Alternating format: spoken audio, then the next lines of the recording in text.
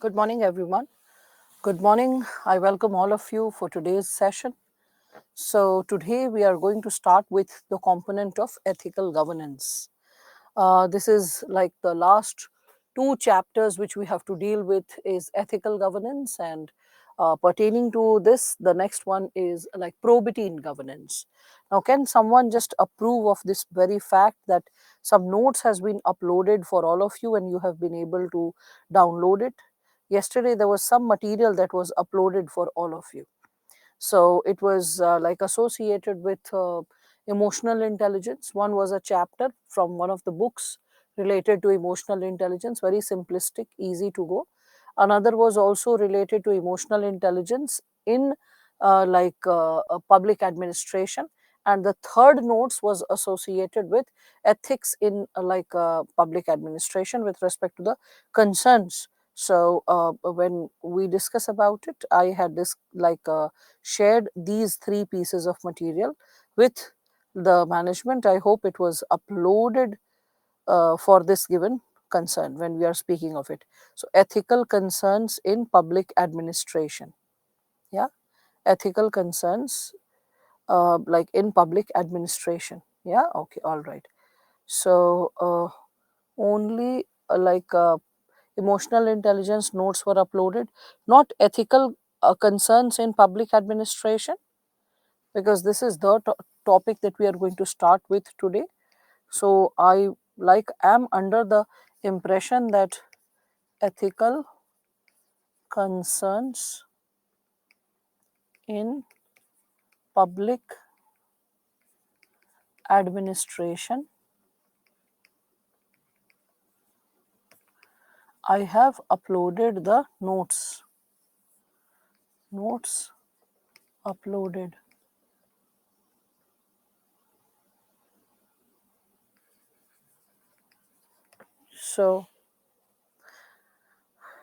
So with respect to this, has anyone downloaded this one, ethical concerns in public administration? Can anyone just approve that yes, I have downloaded like ethical concerns in public administration? I got it that you all have downloaded the notes related to like emotional intelligence. Okay, all right, Moina, that means it has been uploaded. So, Moina, you have downloaded ethical concerns in public administration. So, on the basis of your approval, I consider that it has been uploaded.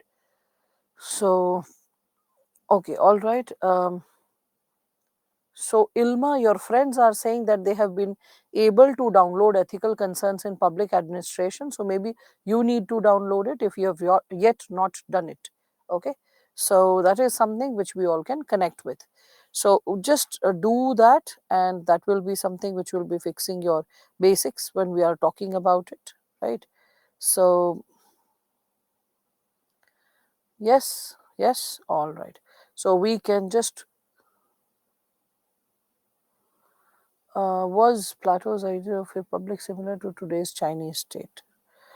That comparison will be too flimsy, because at that time the idea of nation state was not even existing, Sachin, right? So, like connecting with something uh, like exactly to be the same will not be appropriate. Anyway, so moving ahead with today's topic. So, please do download. Okay, do download this ethical concerns in public administration. So, as we are heading to explain this given chapter, now this component of ethical concerns in public administration and probity in governance, these are the two chapters, the last two chapters that we are left with. As we step into this one, ethical concerns in public administration, it is advised that please also go through the notes that has been shared with you. It will fix your basics, it will generate a lot of confidence, and you will be able to connect with the basic possibilities pertaining to the given subject. Now, so with respect to rules, laws, regulations, we were talking about it from the legal perspective and also from the ethical perspective since yesterday, when we were connecting it also with the insights what like Aristotle was saying, and later we were reflecting it from the perspective of Epicurean philosophy. We were connecting it with like the philosophers of medieval times, and later on with modern times when we were talking about it. um, Ilma, I read it that you have written this given segment multiple times, that like the ethical concerns of ethical concern in public administration is not posted. You are saying that, but your other friends have been able to download it. That means you need to ask for the link from the SME or some other source. But if people are able to download and they are accepting that they have downloaded, that means there's some problem at your end, right? It cannot be like one child has not been able to see it and three other students in the class are accepting that I have downloaded it. So that is something that we can consider. So please look into the technical glitches SME, what students are coming up with, the issues that they are coming up with. So English meaning of pani jutha, please. I mean, Misbah, I'll give you the answer, but please understand this is not English translation class going on. It is like I have tasted the water. So, I mean, like, because the moment I say I have tasted the water, it is unfit for other people to drink. Okay. So I have like taken a sip of the water, drank the water. That these are also expressions people use. But let us focus on ethical concerns rather than playing translation in the class. And also one more thing, Misbah, if you raise such questions in the midst of the session as the component of ethics is going on, don't expect me to respond to those kind of queries either. Now, so with respect to this. Um, SME, can you just post this basic fact associated with the fact because now I'm finding that maybe few students irresponsibly said so. Ethical concerns in public administration, has it been posted or not? Can the SME please respond regarding this concern? That ethical concerns in public administration, has it been uploaded or not? Because few of the students are saying it is uploaded, few are saying it's not uploaded. So this is creating a dilemma. Either those who are claiming that it is uploaded have not downloaded it, or have not seen it. They are thinking it or comparing it with ethics notes, the bullet notes that was shared towards the beginning. So maybe they are like comparing it with this, but this is a paraphrased material, a paraphrased notes, so that students develop a sense of understanding. Okay, so that is something which again, like I'm asking you or requesting you that please let me know if the component has yet been like dealt or not. Okay, because few students are claiming that it has been uploaded. Now, with respect to this sub segment, as we are heading for it, so connected to this.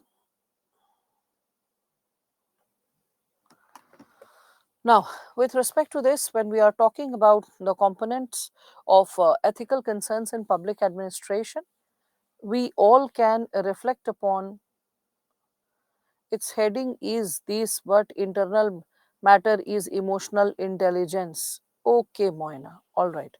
So, now for this, what to do?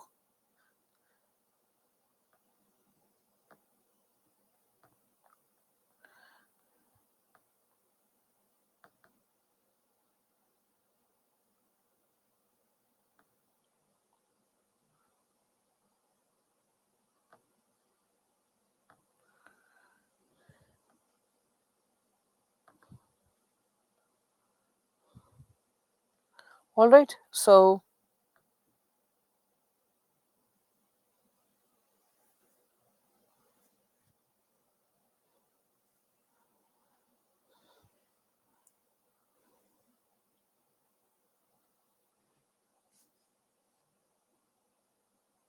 now, is there page number 61 of it? No, no, I'm not talking about the bullet point notes. I got an idea that the notes has yet not been uploaded. I've raised the concern, Bansi. So don't worry. Yesterday only I had requested to upload it. Maybe it was missed. So I have just reminded it once again. So this shall be, it is a 23 pages notes pertaining to like ethical concerns in public administration that shall be uploaded by today. Okay, so you can just stay rested, but after the session you can just like cross check. Because of misinformation and miscommunication, it was not getting sorted whether it has been uploaded or not. Now, with respect to this, when we are further moving ahead, so when we are talking about laws, rules, and regulations as a source of ethical governance, so we all need to understand that when we are talking about ethical concerns in administration, there are two things which are facilitating administration, which are facilitating decision making in governance. The two things are associated with, first, laws, and second, you all can see it is associated with conscience. When we are talking about laws, laws are created, they are created by some agency, some body, so that is why it is coming from outside. Whereas when we speak of the term conscience, it is like within the person, the idea of right and wrong, the gut feeling, the sixth sense, the hunch, God's voice, inner voice, different words used for conscience. It is something associated with the, we can say, the inner existence. And then further we can see like these two impose an obligation to be moral, means laws and like conscience, they impose an obligation for a person to constantly exercise a moral behavior, refrain from anything vice or evil. So laws, when we are talking about it, they are like bringing in clarity in public administration with respect to what ought to be followed at all given times. So in ethics, when we connect with the word law, so law, in the domain of ethics, law is not just an objective segment which is bringing clarity of do's and don'ts. It also has a moral angle to it. Okay, and when we are talking about moral angle to it, we start reflecting how is this moral angle existing. If you can recall the first chapter when we were talking about ethics, like in the component of public and private life, in that given subsegment I had discussed the possibilities when the laws are there. So laws are there but they are unethical, so it is legal but unethical. And I brought the example of slavery existing in like 19th late 19th century, in few areas also early 20th century. So like when we are talking about in 19th century slavery existing, it was legal but it was unethical. Okay, whereas when we are talking about things being illegal but ethical, the salt satyagrah of Mahatma Gandhi I had quoted as an example. So here in the domain of ethics, we are like discussing laws from the perspective of like moral angle, from the perspective of moral, we can say, connotation. So SME, please help Prakhar associated with this. In fact, a lot of them, Prakhar and Jay and all these students. So please just, you can just reflect upon that given possibility. Now, the word law, it is coming from, we can say, the Latin word for law is lex, and it is coming from the Latin word, we can say, ligare. Ligare means to bind, when something is binding upon us. So it induces people to act. Okay, it induces people to act or restrains them from acting.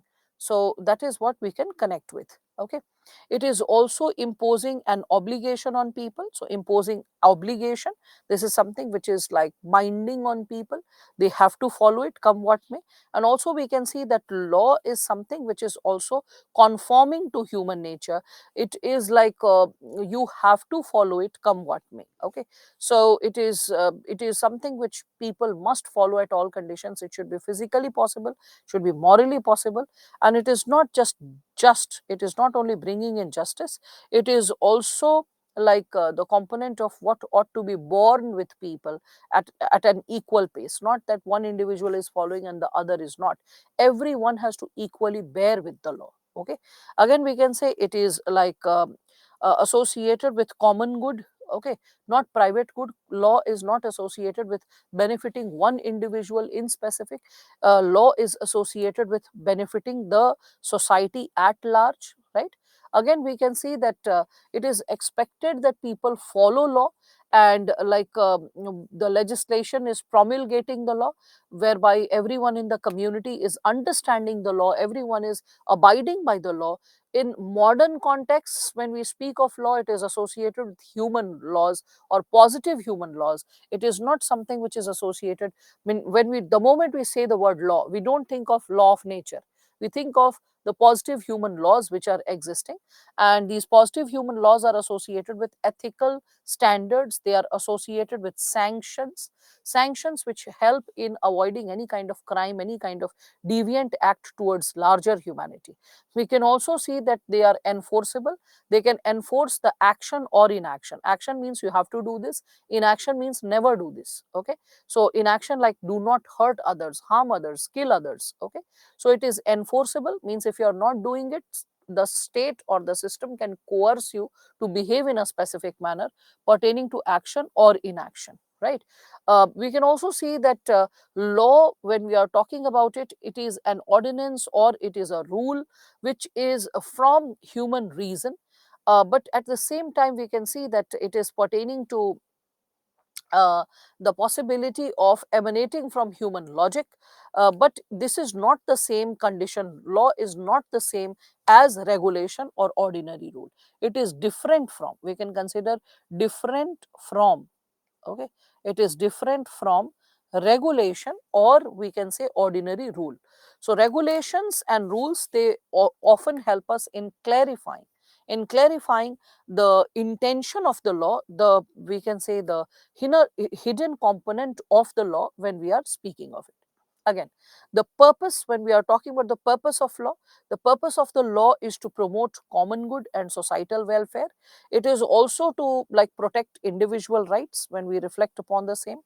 And rules and regulations, they are bringing in some extra guidance when we speak of it to public administration, as in what is right and what is wrong. Okay, so the presumption that the rule maker have not violated natural law or civil law, but sometimes they circumvent, means they just we can say direct the law in a different manner, whereby the civil, what the civil law is associated with or what it states.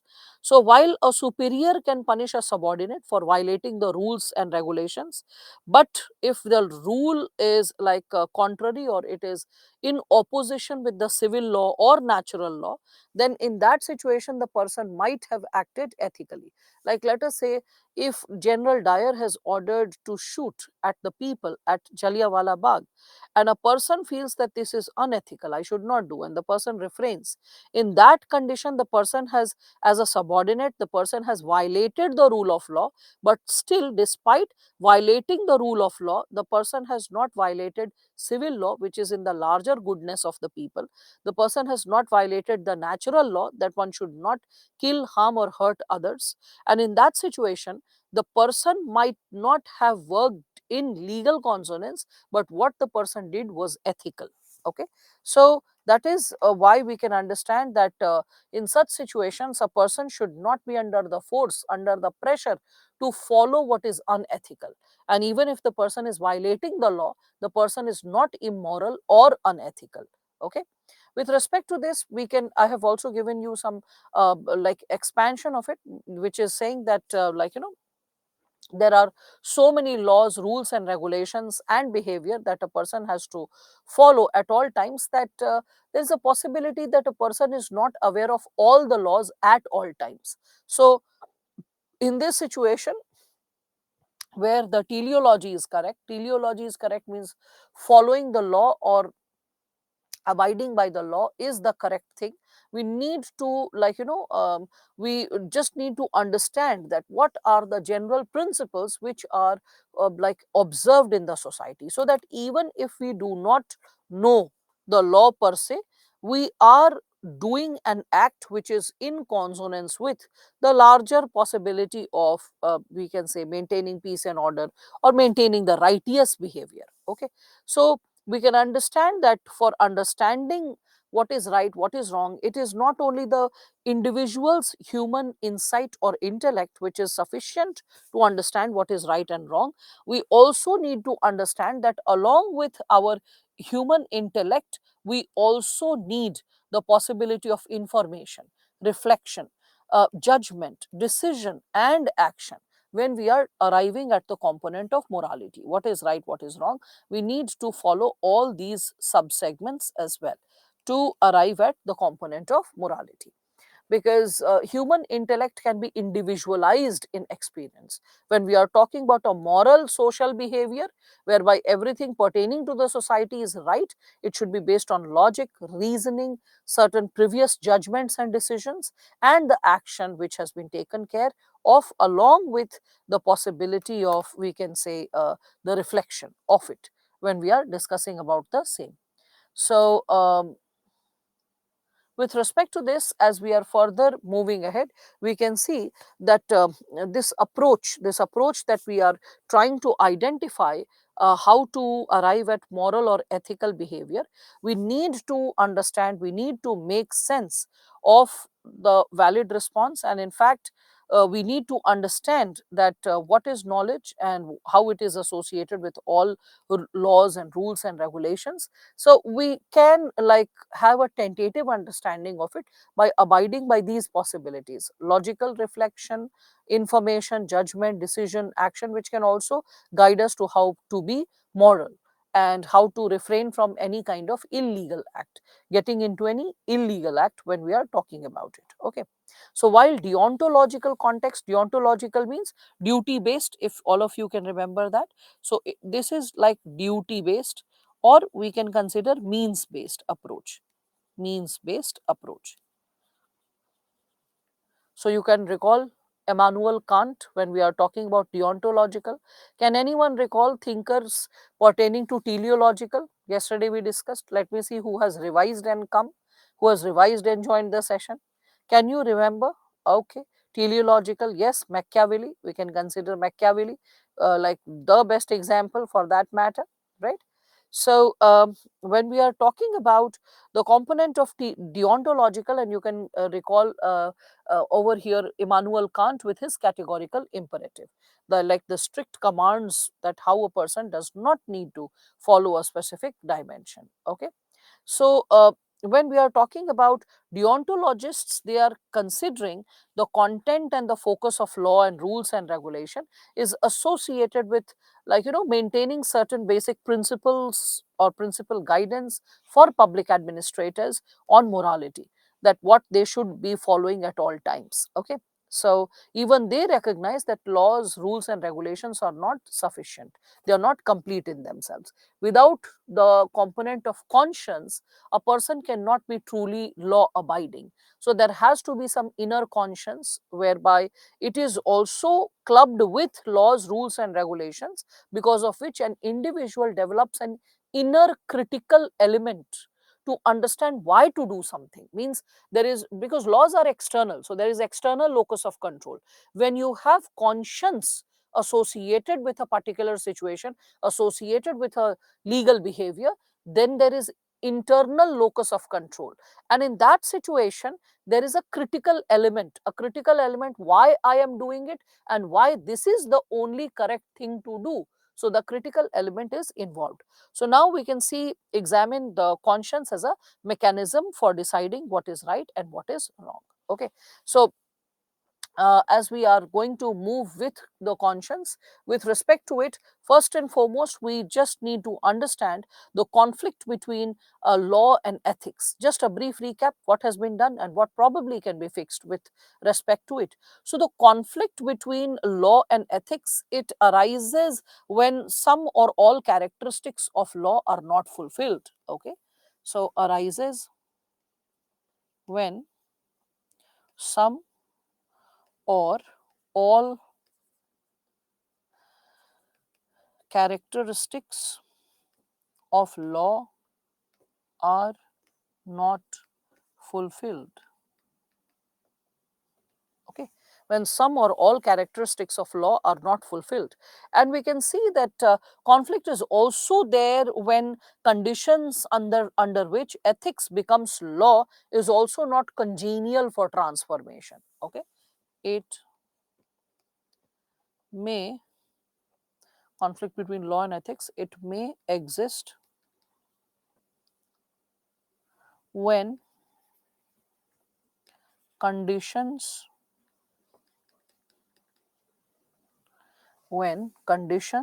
under which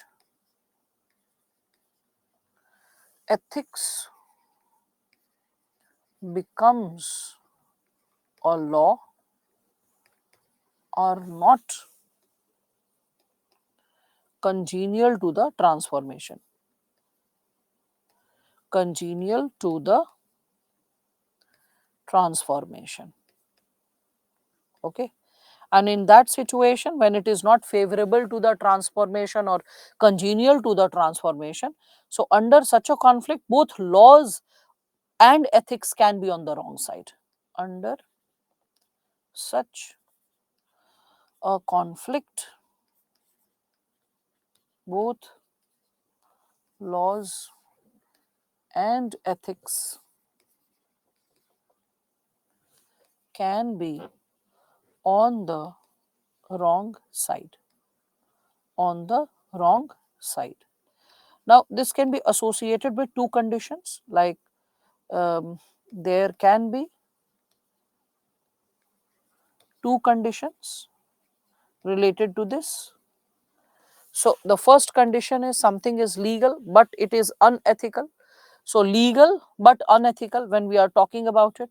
So, for example, when we are talking about it, so legal, for example, temple entry in Sabrimala. So, it has been become legal, but it is still considered unethical.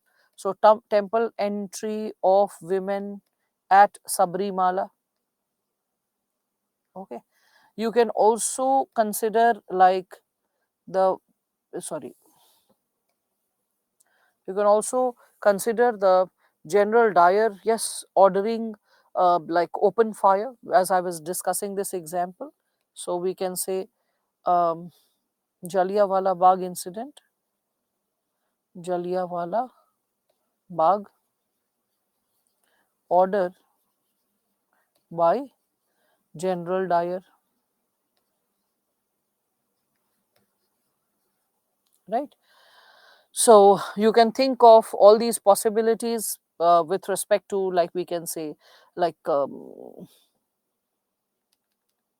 we can consider the possibility of sometimes in few societies we can also connect it with widow remarriage.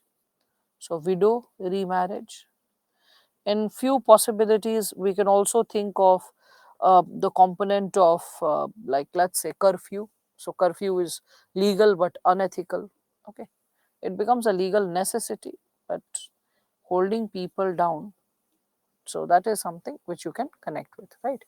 Again, when we are talking about something being illegal but unethical, the second subsegment. So with respect to it, it is illegal but it is ethical, it is accepted in the society. Okay, so for example, we can think of dowry, we can think of child marriage, right? We can also think of like live-in relationship, live-in relationship. I had given you the example of Talai Kutal. So you can think of sunny side, killing of the old, right? You can think of like the Khap Panchayat.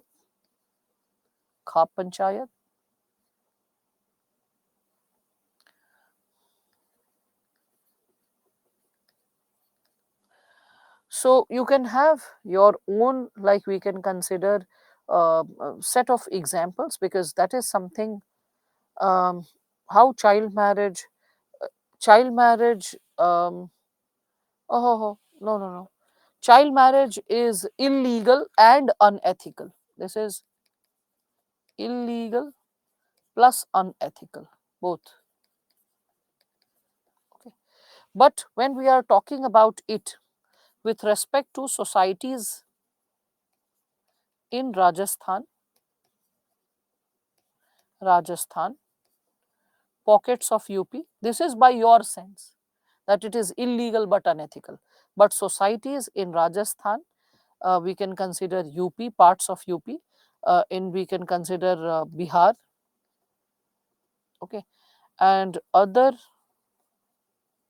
parts, in other parts where it has social acceptance, वहां पर तो उन्हीं के ethics के हिसाब से, right, there it is existing on the basis of their ethics, right. So in those parts where like societies associated with Rajasthan, UP, Bihar and other parts which where it has social acceptance, there it is ethical, there it is ethical, but still it is illegal, and that's how police comes into action. And that's how, like, when we are speaking of this given possibility, you need to see that as an IPS officer, maybe you're posted in Rajasthan and there is a massive level of like a group marriage going to happen, and in that marriage you are seeing that many of them are child marriage, the local MLA is coming and blessing, and now you are in an ethical dilemma how to stop that act, because it is ethically accepted by the society, it is going to be celebrated by the society, but it is illegal. All right, so I hope child marriage you are understanding this given dimension. But ma'am, when we are talking about societies, it should be morals, not ethics. Well, when we are talking about society, it should be ethics. Morals are, Manoj, associated with personal sense of right and wrong. Okay. I encourage you, please be thorough with what has been taught in the first chapter. Multiple revisions will bring in clarity regarding what is what. If needed, take printout, paste it on your study table, so that multiple number of times, if you keep seeing it, the terms like dawn upon you with clarity. All right.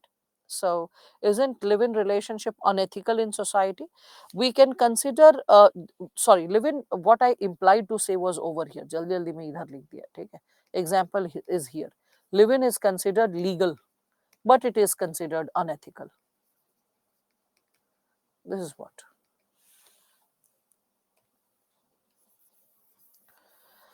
Because I was just trying to balance the nature of examples, so that's what. Okay. So, what is written before panchayat? It's written khap,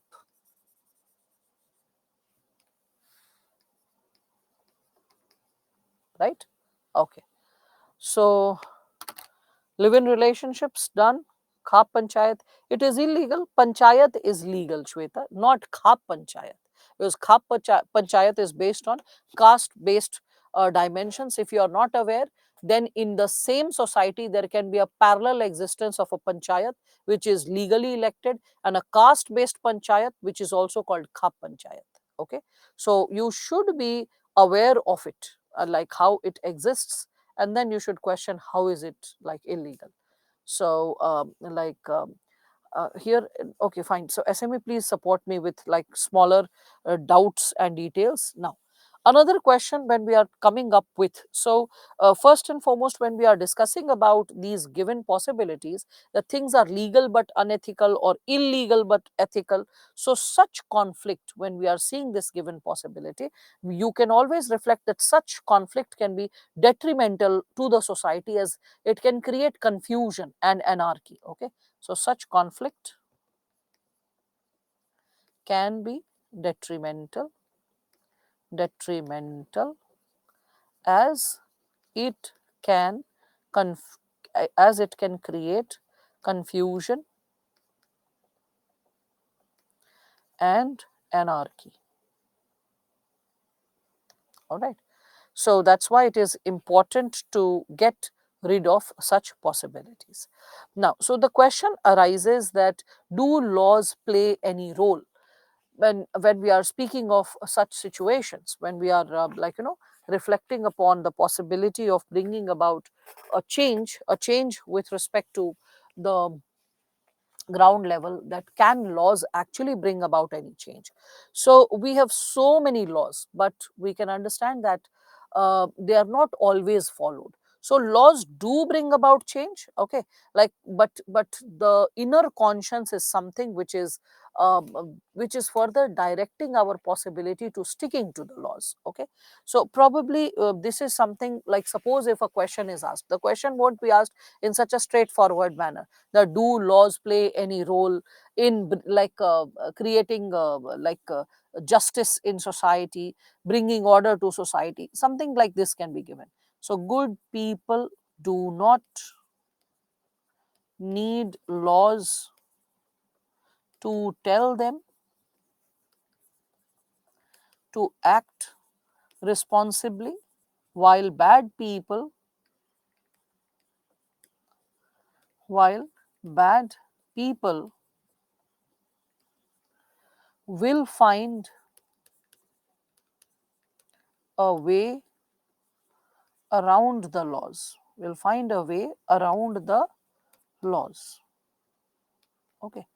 So you can get a quotation like this, and then like you will be asked to explain. So what does this quotation imply? It implies the, like, critical, it critically in fact takes up the cause that, the utility of laws is there only in a good society. A society which is good, that is the one which is executing the laws meaningfully. A society which is not guided by ethical principles or moral principles, whereby people have an inner sense of reflection, what is right, what is wrong, in that situation laws getting enforced will become tedious. Laws will be there, but they will not be enforceable when we are speaking of it. So you can just discuss about this in the introduction, that how good behavior is an essential tool for implementation of law, okay. So in such a situation, just introduce this, that how good behavior is a basic prerequisite. Behavior is a prerequisite, and I have discussed this word prerequisite before also with all of you. So it is a prerequisite to implement laws, to implement laws. If a society is not motivated by, goodness, then in that situation, even if laws are existing, they will not be enforceable, okay. So good behavior is a prerequisite to implement laws. um, a society not guided by ethical principles, guided by ethical principles, comma, may have laws but not enforceable, but not truly enforceable. So you won't be able to enact upon those like laws when we speak of it, okay. So enforceable, like for example, we can give corrupt laws against corruption, laws against corruption. We do have such laws, right? So we may have such laws when we speak of it, but still there is a possibility that it is not duly, we can consider like enforceable when we are talking about it. So good people, it is considered they don't need laws, and for bad people, even if the laws exist, it doesn't matter, okay. So that is something which you have to talk about it. So you can remember certain examples of officers or seniors who have been in the system, like Dr. Manmohan Singh, like M. Vishweshwaraya, like men of integrity while being in services. Okay, so bring in the examples of people associated with integrity, and when it comes to like laws being there but people going unethical, recall the examples of corrupt officers, like who have been charged with the crime, who have been like proved criminals. They're like, not only the FIR has been registered, it has been proved that they have been corrupt. So you can just take their names, that is correct legally. There have been officers charged with drug peddling cases, murder cases, like, massive corruption cases. You can talk about them. So the question is, are laws really helpful? Okay. So in such a situation, that are laws really helpful, you can just discuss this given possibility, that laws can be we can say, or can So laws can only enforce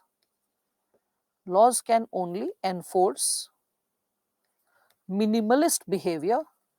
Minimalist means, okay, fine, I won't do this because the law is saying so. Okay, so it can enforce only minimalist behavior,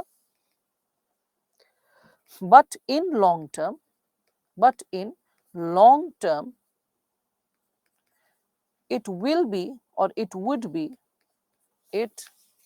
because long term I'm saying, it would be ethics which can prove, which can prove to be enough. Though you can also say that laws have certain utility, laws have certain utility, and when you are discussing about laws have certain utility, there you can discuss what is the utility. So they bring clarity, they bring clarity in the system, that what ought to be there, what ought not to be there. They bring objectivity. Along with objectivity, unlike ethics, which becomes a choice, it is enforceable. You can see that it is easy to understand because it is clear, so easy to understand. We can see that laws, they create deterrence, so create deterrence. They also, we can see, they like inform people about the difference between right and wrong.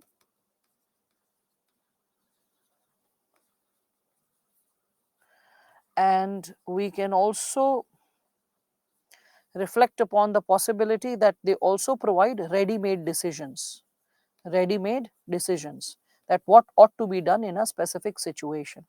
You are not like, oh, I was not clear. The law states that what you ought to be doing, right? So in this situation, we need to have an integrated and comprehensive approach towards law and ethics. Okay, therefore, integrated approach, integrated approach towards law and ethics is needed, right? So you can just understand this, and this is what you can substantiate. Okay, further, when we are speaking of this given subsegment, no, it's not a gentle reminder, it is enforceable. You don't do it, you are punished for it, ilma. Okay, gentle reminder is more like ethical behavior. It's constantly telling you, do this or do that. Law is enforceable. You don't do it, you are punished for it, right? Then we move to conscience. Conscience as a source for ethical behavior. When we are discussing about conscience, we can, like, reflect upon the possibility of conscience. What is it? So conscience is a special act of the mind that comes into being when intellect passes judgment on the goodness or badness of a particular situation. Means, in a practical situation, when we are like guided by the possibility that what is right, what is wrong, it is the conscience which is giving us a hunch, an insight, that what ought to be done in a given situation. So deontological perspective, which again I'm repeating for all of you, so duty or means based approach. Okay, so in this perspective, we consider that conscience is the judgment. It is the one which is like encouraging us to act upon a situation or not act upon a situation. Again, we understand that conscience is based on feelings or on an emotion. Okay, but we are considering this given dimension, it is not something which is associated with feelings or emotion.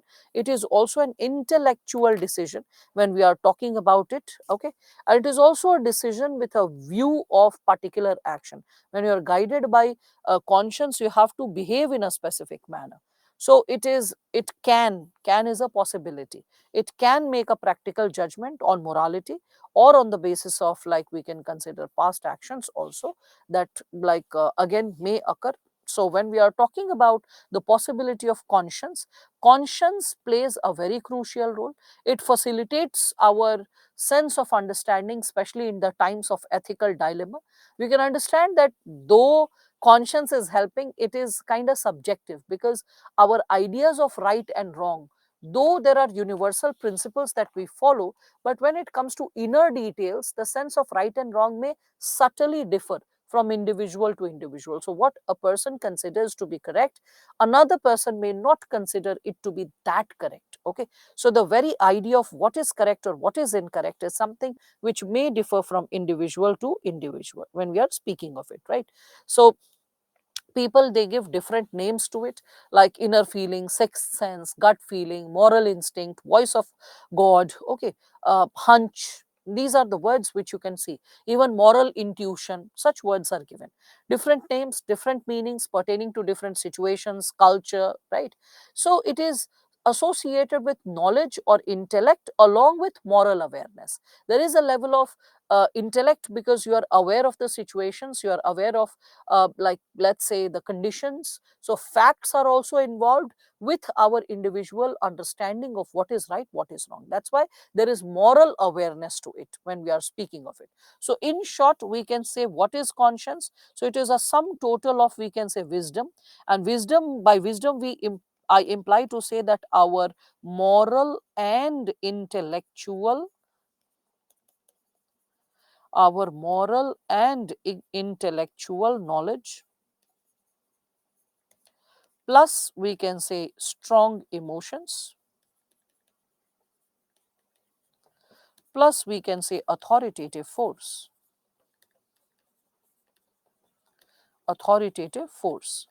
all this can guide our conscience. All right, so the conscience can be guided by wisdom plus strong emotion. This is the right thing to do. If we don't do it, ethical dilemma emerges, cognitive dissonance emerges. So wisdom, strong emotion, and it has an authoritative force which is constantly encouraging us to do the right thing. Okay, so what is the, like, we can say, difference between morality and conscience? Morality is a part of conscience. Okay, so for those who will think that what is the difference, so morality is a part of conscience. It is a part of conscience. And conscience, what do we understand then? That it is a tool which is forcing us, which is motivating us to take the right set of decisions. Okay, it is something which is inherent. We are born with a tendency to decide what is right, what is wrong. Like few days back, I gave you that example that in a movie hall, you have entered late, a dog is chasing a man about to bite, you are like, no, no, no, the person should not be hit, the person should not be bitten by a dog unnecessarily. And you are like, in your heart, you want the person to be saved, the person to board a bus or do something but not get bitten. But the moment you reverse the situation, you have entered the movie hall in the right time, you have seen that the person is trying to molest a girl, misbehave with a girl, and the dog intervenes and chases the man and tries to bite him, and the like man is running, and because he was making abusive remarks, he was like passing lewd comments, you really want the man to be bitten once by the dog. So you're like, the dog is chasing, and this time you're running in your mind with the dog, that just go and bite it. That implies that we have an innate sense of right and wrong within us. We have a tendency to decide right and wrong. Okay, so we are born with a tendency to decide what is, will be too long then, to decide between right and wrong. All right, so we are born with this given tendency, innate tendency. Okay, so when we are speaking of it, conscience, it is an intrinsic capacity which is associated with us, whereby we can discriminate between what is right, what is wrong. It is our ethical institution. Another term that I can give you, it is our ethical intuition, with the help of which we are able to understand what is right, what is wrong. It is coming from ethical intuition emerging from moral conduct. When we have been a morally upright person in the past, so emerging from moral conduct. Okay, moral conduct. So when we have practiced right and wrong behavior in the past, it is then that we are able to arrive at conscience that yes, this is the right thing to do. A person who has always indulged in some or the other criminal behavior, somewhere the moral conduct is missing, so the ethical intuition will be mixed up. The person will not have a profound or a polished conscience in that situation. Okay, so when we are speaking about this given possibility, we can see that conscience is different from law. Okay, law is what? It is like having general rules, like it is laying down the rules, it is having practical rules. Okay, when we are talking about like law, we all can see that it is associated with general rules, and when we are speaking of conscience, it is associated with practical rules. Practical means on the basis of application. Okay, our sense of right and wrong that we have developed over the years. So conscience, when we are speaking of it, we all can see that it is associated with the law or the rule with respect to specific action, and yet it is guided by our inner compass, moral compass. That's why it's more wide than law. Maybe some areas laws are not existing, but we have an opinion that what is the right thing to do or what is the wrong thing to do. Okay, so conscience is quite similar to the completion of ego identity. Means when you have evolved as a person, ego here does not mean ego that you know. Okay, from common sense language, ego means individual in this case. So every individual has some sense of code of ethics, and with that sense of code of ethics, if the person, if the insight that you have developed and conscience, when they become similar and identical, okay, in that situation people are capable to take specific action, decide in a specific situation, whether in past or present, and they are able to also assess the morality of their action or that specific action that they are about to take. They have a sense of clarity, what ought to be done, what ought not to be done in that given specific situation. So both the given approaches pertaining to, we can say, reflection is associated with, we can say, meaning and morality. So when we are talking about meaning and morality, we can see the deontologists, they use conscience to apply law, apply the given possibility of how law should be followed in a specific situation. So they will be giving logic, the means, how and why like law is necessary to be followed. So because they have a means based approach, a duty based approach. Okay, so they will be giving conscience as a, we can say, logic, as an explanation to apply law in a particular situation. Whereas when we are talking about the teleologists, okay, teleologists will be associated with end based approach, goal based approach. So a teleologist will not apply, like, the particular law, a specific law, to like a given morality, why the action is moral or immoral. So this, like when we are talking about the teleologists, we can see the teleologists will apply a set of value commitments, means what we aspire to achieve. So value commitments are aspirations, right? Or value commitments are goals that we want to achieve over the time period, right? So they will consider that we have been guided by conscience and law because there are specific values that we aspire to achieve in the near future. Okay, so in practice both the schools are used to achieve a specific goal, and to maintain law and order in society, to maintain harmony and balance in the society. So the moral decisions may be different, but both the approaches, they involve human reason and moral judgment, both. Okay, when we are speaking of this, so moral decisions may be different, how they are arriving at the situation and how, but in the end of the day both are applying reason, both are associated with the sense of right and wrong. Okay, when we are speaking of it further, when we are talking about importance, the importance or the significance of conscience. Okay, so importance or significance of the conscience, when we are discussing about this given subsegment, you can like, okay, before moving to the importance or significance of like conscience, we will also talk about attributes. Okay, attributes of conscience. Attributes means what are the core components associated with it. Okay, so attributes of conscience means what basic qualities you will have, then your conscience will be sharpened. So first and foremost, you need to have certain set of values acquired from the society. Okay, so we can consider um acquiring values, acquiring values that have been internalized, that have been internalized by an individual.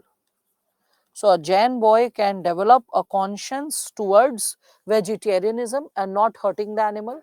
A child born in a family where non vegetarian food is accepted, especially associated with specific kind of animals, then they will have no sense of guilt while consuming that animal. They will accept it that yes, it is a part of food and there's no harm in eating it. Okay, we can also see that it is an inherent capacity or aptitude, inherent capacity or aptitude, that is this fly, aptitude of human beings to judge between right and wrong, to judge between right and wrong.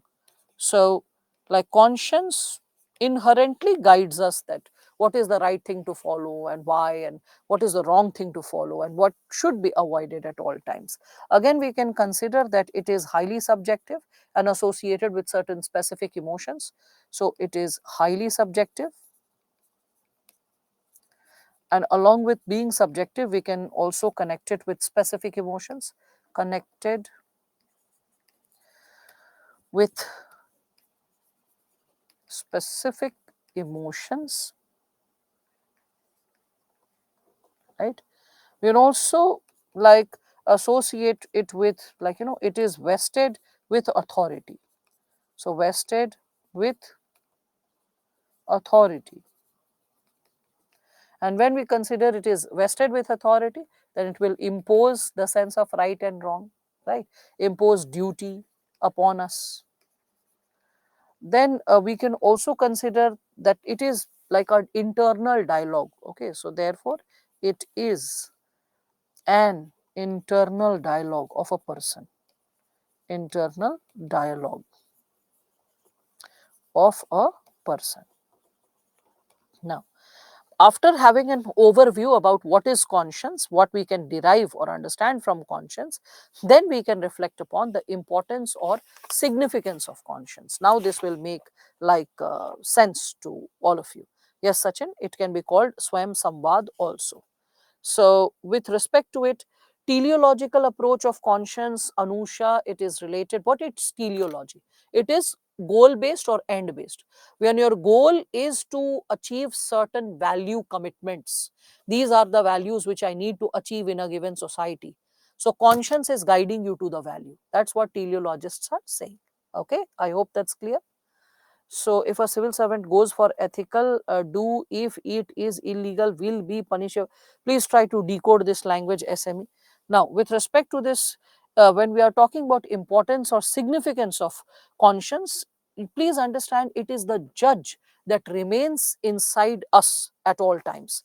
So, that is something, this term conscience is also there in the constitution. Can anyone inform where is the term conscience given in our constitution? Yes, people. Yes, people. Can we consider the component of conscience? Okay, very good, very good. Bansi and Chandrahas, Lalam and Bhavna, we are able to connect it with the Article 25, whereby it is written freedom of conscience. So, freedom of conscience, what does it imply?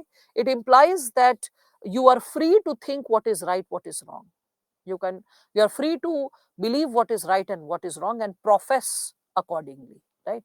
According to Supreme Court, DPSP, when we are talking about it, the like we can talk about the possibility of the Supreme Court stated this, that the directive principles of state policy is also the conscience of the constitution. Why DPSP is called the conscience of the constitution? It is called the conscience of the constitution because it is the guiding light, the guiding principle of what is the right thing or what is the wrong thing to do in the near future. All right. So that's also there. I appreciate all the students who have been able to arrive at Article 25. Good, very good. That there is a sense of reflection. Now, with respect to this, what is the right direction? We are gaining it from conscience, right? So in this given segment, when we are talking about it, if someone is debating that should uniform civil code be implementable, so you'll consult the DPSP, you'll be like, according to Article 44 of DPSP, it is given, and it is like a part of the DPSP because it is an insight of our forefathers, that there should be a law pertaining to creating justice for all. And the aspiration of uniform civil code is not common civil code. It aspires to create equality of law in four aspects of life. We can see it is marriage, it is associated with adoption, it is related to property, it is related to divorce. And in these four aspects, as I have shared this earlier with you, that it is women who suffer. Think about divorce, triple talaq, women will suffer. Think about marriage, increasing the marriageable age of women, whether the Hindu right-wing groups or the Muslim right-wing groups, they will be protesting, you cannot interfere in our personal law, do not increase the marriageable age, who are you to amend upon it? Come on here. Even if you are claiming that it is not a part of your custom, but it is pro women's health. If a woman is getting married at the age of 21, she'll bear a baby at 22 or later, and that's the suitable time to bear a baby. Otherwise, maternal mortality and child mortality will be high. So increasing the marriageable age or rules related to marriage will be helpful for the status of women. Similarly, inheritance of property, who is denied? The woman. So Hindus will say Mitakshara and Daya Bhaga law does not allow women to have access to immovable property. Supreme Court will be saying no, it is not as such. We will exercise equality before law. So whether it is ancestral property or paternal property, a daughter will have access to the property. So uniform civil code is not common civil code. It is not going to bring commonality in all religions. It is aspiring to bring uniformity in those areas where justice is not exercised to all communities, and justice is needed to be rendered, so that a possibility of equality, a possibility of, we can say a balanced existence is created for all. Okay, so that is how you will be seeing that when we are talking about DPSP acting as a conscience of the constitution, this is how it will be working. Again, when we are recalling Gandhiji, remember Mahatma Gandhi? So you can like quote Mahatma Gandhi also. So I'm just giving you hints, the component of importance of conscience. So start with Article 25, then you can think of like the DPSP, how it is like conscience of the constitution. Okay, conscience of the constitution. After that, you also can reflect upon Article 44 and UCC. You can further think of Gandhiji and his concept associated with, we can say, seven deadly sins. So seven deadly sins, and in the seven deadly sins, one of them, okay, is associated with pleasure without conscience. Here also we can see the term conscience coming in. So pleasure without conscience. Okay, so this is one of the deadly sins. Again, if I quote Rousseau, because yesterday only we were discussing about him. So Rousseau, he is saying that it is conscience that helps us to decide between right and wrong. Conscience that helps us to decide between right and wrong. Again, I can recall more like Lawrence Kohlberg. Remember Kohlberg, Heinz dilemma. Uh, so the stages of moral development. So he connected conscience, if you remember, with the sixth stage. So conscience associated with highest stage of moral development. Only people with high level of conscience, they will introduce new morality, new laws, they will bring in greater balance in the society. So highest stage of moral development, right? You can reflect upon these given possibilities. Again, if I'm talking about it, the very idea of Satyug, if we can reflect upon the Hindu mythology, the idea of time and in the frame of time when Satyug is spoken, what is Satyug? Satyug is a time period when people are guided by their moral conscience. There are no distinct or discrete laws which are all the time enforceable. It is conscience which is guiding people at all times to behave in a specific manner. Again, I can give you an example coming from 2016 when Pope Francis was asked. He was asked associated with Christianity, because church was heavily criticized for having a very negative opinion about personal matters, like especially LGBTQ relations, abortion. So you have seen that church in the past has taken a very strong stand against LGBTQ relations or the issue pertaining to abortion. So when Pope Francis was asked, that's what is your opinion about these issues, he directly said that these are decisions pertaining to personal life based upon the conscience of the individual. The church has nothing to do with it. Conscience is the most decisive authority for the individual to take action in such situations. Okay, so the idea of conscience, even spoken by a religious leader who has been, who is considered as the moral guide. Okay, when we are speaking of the society. Okay, so us so who is considered as a moral guide for the society regarding what ought to be dealt with. Yes, very good, Sachin. When we are talking about the Canadian PM apologizing for the Komagata Maru incident, yes, at that time also it was the conscience which guided. Yesterday also, when we are talking about Britain, like giving this possibility of reparation, when I was talking about it, that in the segment of reparation, Britain should give 1 rupee symbolic amount, as Shashi Tharoor has proposed, as a symbolic acceptance of all the wrong they have done.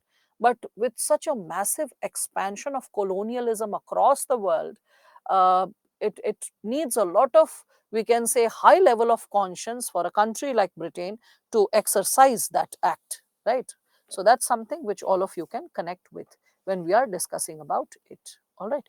Again, you can connect with the 1969, we can say, elections. So in 1969 presidential election, when you can see that Indira Gandhi was considered as a as a dummy doll, and she was not considered as a profound leader by the old Congress leaders, and there was a friction between like young congressmen who were supporting Mrs. Gandhi and old congressmen not supporting her. So in that situation, we saw that the Congress presidential candidate was the possibility was associated with Neelam Sanjeeva Reddy, and Mrs. Gandhi, she got VV Giri. And when she got VV Giri as the presidential candidate, as an independent presidential candidate, she urged the House, she urged the floor that let us vote as per our conscience. Now, this idea that vote as per your conscience, it became, I would say, a political trend. Since then till now, we can see that whenever the presidential candidate is proposed, the opposition urges the House that let us vote as per our conscience. So the component of conscience has also been there in the domain of politics when we speak of it. So with respect to this given understanding of what is like conscience, then I can also raise that how is conscience helpful for a civil servant? How is conscience helpful for a civil servant? Okay, 1969 presidential election also I gave you as an example. So presidential election. I also gave you the example of Pope Francis in 2016. Pope Francis in 2016, his opinion associated with LGBTQ and abortion. Okay, when he said that an it is a personal issue, when he said personal issue guided by conscience.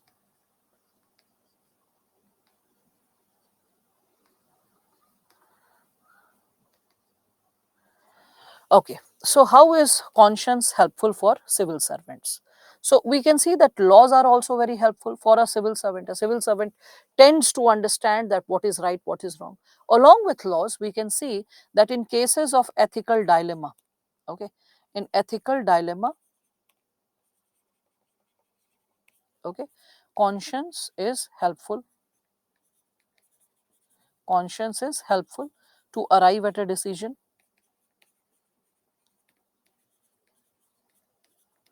We can also like reflect it from like ethical dilemmas, even conflict of interest. Conflict of interest is unforeseen, right? Is unforeseen, and because it is unforeseen situation, so all the time law will not be a guiding principle. Okay, so in this situation we can again see that conscience will be helpful, the same thing, right? So like we can also see in encounter cases, other than this, in encounter cases, and encounter cases, we can say cases pertaining to, like, let's say in encounter cases there's a person who is an accused rapist and the person is running away, and in that situation the person is trying, like, running away from the scene. Like the person has been arrested, brought to court for trial, and the person is trying to run away, trying to shoot in the leg, and the person is running away, and you're unable to shoot. Okay, in that situation, whether you're shooting in the head or the legs, your conscience will be guiding you. When you're honoring the court, you'll be shooting in the legs. When you're honoring along with the like respect to law, you are more focused that let me bring in immediate judgment rather than legs, you'll aim for the head. Okay, so in encounter cases also we can see that discretion guided by conscience. Okay, so in discretionary powers, always remember, for discretionary situation or discretionary powers, we can consider that it is guided by conscience. Oh, kya kar diya?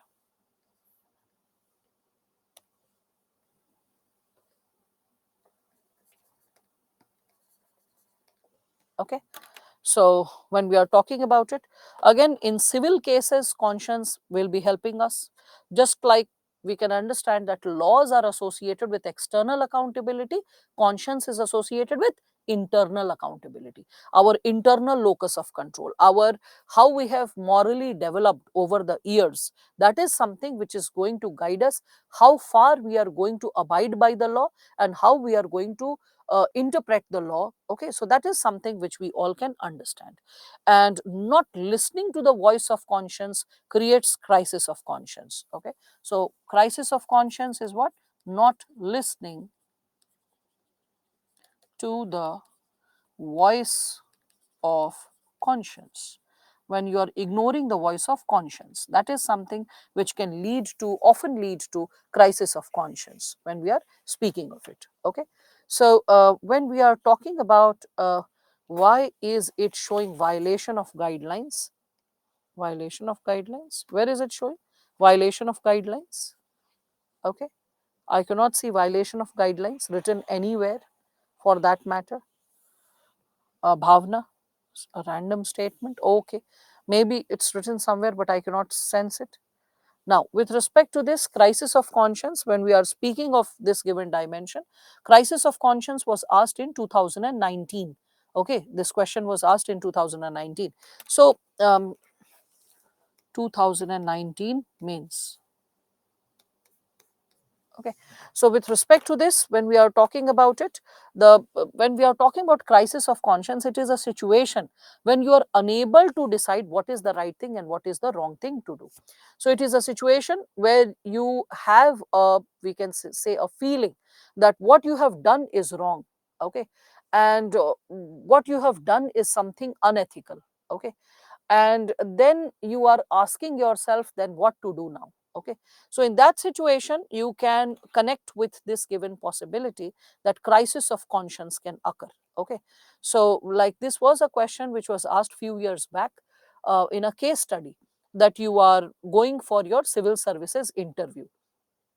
but your relative has met with a car accident, and in this situation, will you go for the civil services interview, or will you help the relative? So, like, in this situation, your crisis of conscience is put to test, and through this, it is being tested that whether you will go ahead with what kind of decision per se. Okay, again, in the similar situation, when we are talking about crisis of conscience, you can see crisis of conscience is something which differentiates between a person into regular drinking, habitual drinking, or a person who's an addict. If a person alcoholic is an addict, the person is experiencing physiological problems. Okay, the moment the person is not drinking, the person is feeling jittery, cannot think straight, is feeling restless, anxiety struck, the person is not getting motions. Okay, or feeling depressed, whatever, there will be physiological dimension. Okay, habituation is associated with psychological. I feel, I drink it, I like it. So when we are talking about this issue of crisis of conscience and all these given dimension, you need to understand that the component of physiological segment, your body getting impacted, is not there in conscience. Conscience is associated with the psychological aspect, that you're drinking and you're feeling, oh, I should not drink today, I'll develop a habit, this is not correct, it is pinching upon my pocket, it is bad for my liver. So that is crisis of conscience, that I should not drink, it is bad for me, still a person is drinking. That is crisis of conscience. But if a person is an alcoholic, and the person is not drinking and experiencing physical problems, their conscience is not involved. Other problems are involved, but not conscience. When body has got into action, it's not conscience. When we are talking about conscience, it is mind. It is mind which is put to action, which is experiencing the dissonance, which is experiencing the confusion. All right, when we are speaking of it. So that's what you need to understand when we are discussing about it. Anyway, it's a vicious cycle. Addiction, any form of addiction, addiction of people, addiction of things, addiction of situations, addiction of specific consumable items, whatever it is an addiction. Okay, in fact, having sugar is an addiction. When you feel that just by having sugar you will feel energetic, that's also an addiction. Okay, so we can understand that narcissism and pessimism is something which is a byproduct of not having enough command or control over your thought process. Anyway, so crisis of conscience, as one of you was asking that, ma'am, would you like to give an example from Mahabharata? So crisis of conscience is just before the war, the status of Arjun. Arjun thinking that, should I kill my relatives for the sake of getting the kingdom, or can I do away with the aspiration or desire for kingdom and let all the people serve, like we are, which are alive, my relatives, my seniors, my teachers who are alive, let them be, let me not get into a war. So that was a crisis of conscience. Okay, again, you can see Bharat in Ramayana, the character of Bharat, he is experiencing crisis of conscience, that elder brother has been sent for exile of 14 years, and he has to rule. So people will, say that, oh, for the sake of, the kingdom, he must have been the favorite of his mother, or he must have influenced his mother's decision, whatever.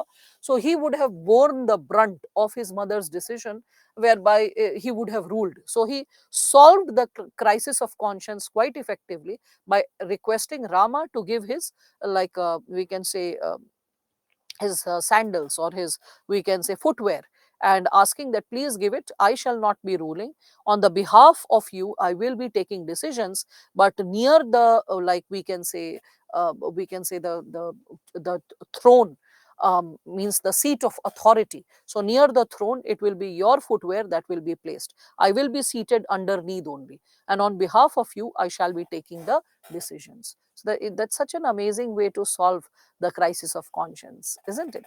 I mean, this kind of sibling love, this kind of clarity, it makes you a wiser person, a more sorted person, how to handle the challenges. Okay, so when we are talking about crisis of conscience, we can understand that crisis of conscience is a human state when a person is worrying because they think that they have done something unfair or incorrect, okay, or something which is morally wrong, and it is also a situation which is very difficult to decide. Okay, that what is the right thing to do in such a situation. You are stuck, that how to go ahead with what is the right thing to do. Probably I should just note down the key words so that it stays with you.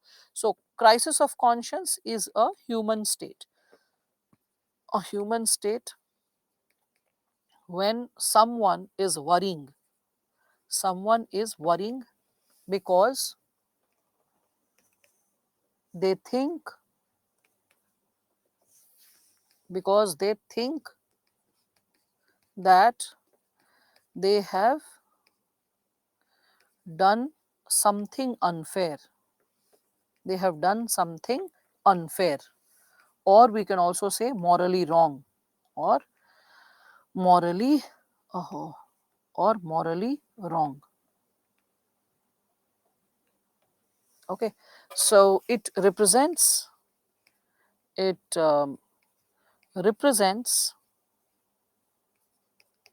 situation. It represents a situation in which it is very difficult to decide, very difficult to decide what is the right thing to do. What is the right thing to do? What is the right thing to do? Okay, now the question arises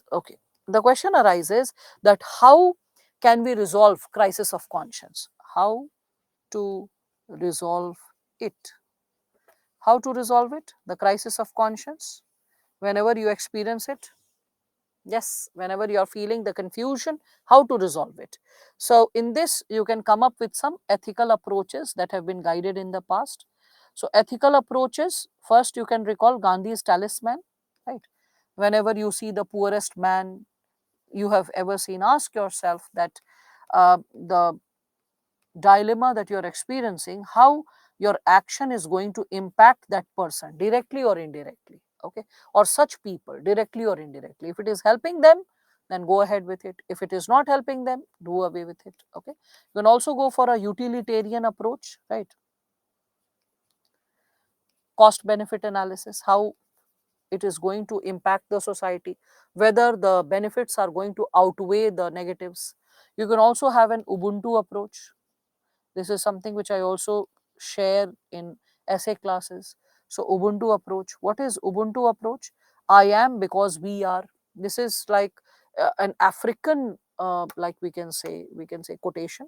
So basically, a social anthropologist who was visiting in one of the parts of the Africa, like he gave fruit to a child. The child ran to the family members, relatives, cousins, and just shared the fruit with the children who were associated with like family or friends. So everyone, neighborhood, so everyone just tasted the fruit. Now the next time, the anthropologist carried a basket full of fruits and gave it to the child and said, it is all yours, you just enjoy, you don't need to be under the pressure of sharing. Again the child like smiled and ran away, called all the like friends, neighbors, family, whatsoever, and then started sharing the joy of the fruits. So then later on, the like anthropologist asked that why did you share it with others? You could have eaten it for longer time period. So to which the child like remarked or responded with the term Ubuntu. Ubuntu literally means I am because we are. I am because we are. Okay. So I am because we are. So, Munna, there is a like issue associated with internal security involved. So, I won't comment upon the lady crossing from Pakistan. Okay, it is not a crisis of conscience. There is a issue of law and order. So the issue of law and order cannot be taken lightly. Whether she is a spy or not, what are the challenges, you need to really look into it. So everything cannot be attached to crisis of conscience. Anyway, so when we are understanding this given dimension, that I am because we are means my existence is not in isolation from that of others.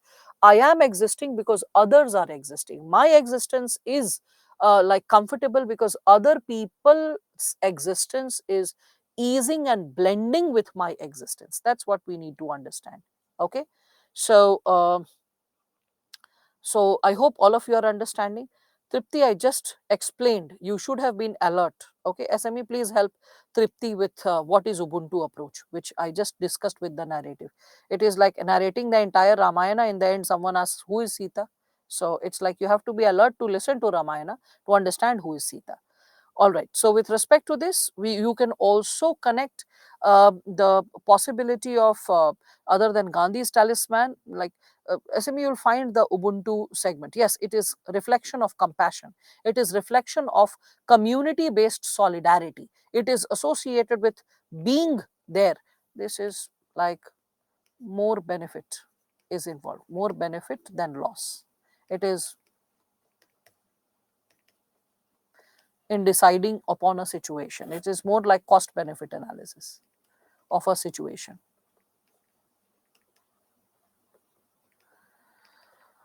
All right, so you can follow these given possibilities. Yes, maximum good to maximum people.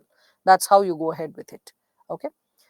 Socrates said that no one does anything wrong knowingly. It's done when we ignore the right thing. Yes, so very true. When we ignore the right thing, that means that is associated with, we can say, ignoring the voice of conscience, not crisis of conscience. You're ignoring the voice of conscience when you're not abiding by the like conscience, because maybe some material interest or private interest has taken control of you. All right, Pulkit. Now, so with respect to this, you can think of this given subdimension. So, voice of conscience, when we are talking about it, because I said that you are ignoring the voice of conscience. So, what is voice of conscience? So, voice of conscience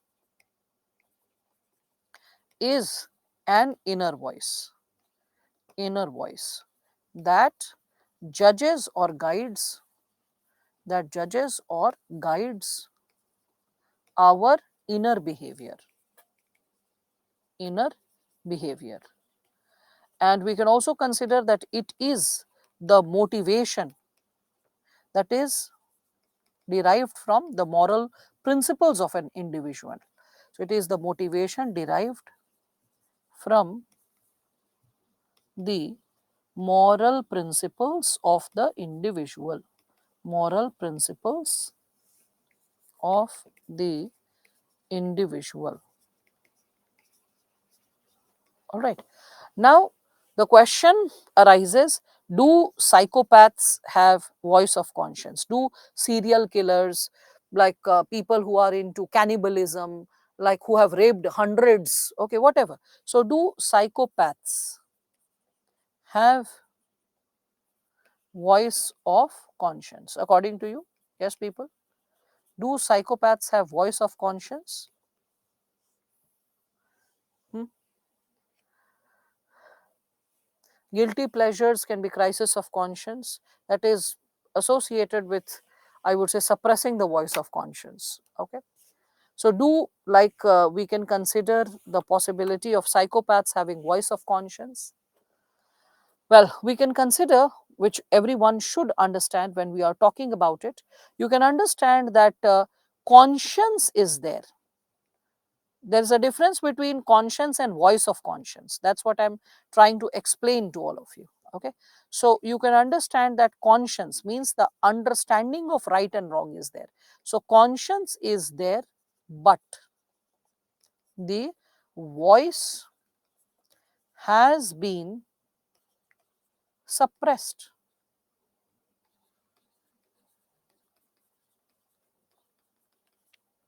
Okay. That's what.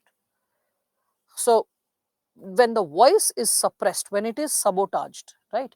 So what happens? The person is constantly doing the wrong thing. So first time when you do a mistake, you have a high blood pressure, your heart is thumping, your palms become sweaty, your like face looks disheveled, your eyeballs or your pupils, they just enlarge, because you are aware that you did something wrong, right? So there are physiological reactions to it. But when you keep committing the mistake, buy and buy and buy, So what happens? The voice of conscience, it will be started getting suppressed. First time it is too strong. That's why there are physiological reactions. When you keep committing the wrong constantly, what happens is that you are curbing, you are suppressing the voice of conscience. The voice starts lowering down. After multiple repetitions, what happens is the voice goes into a dormant state. Okay.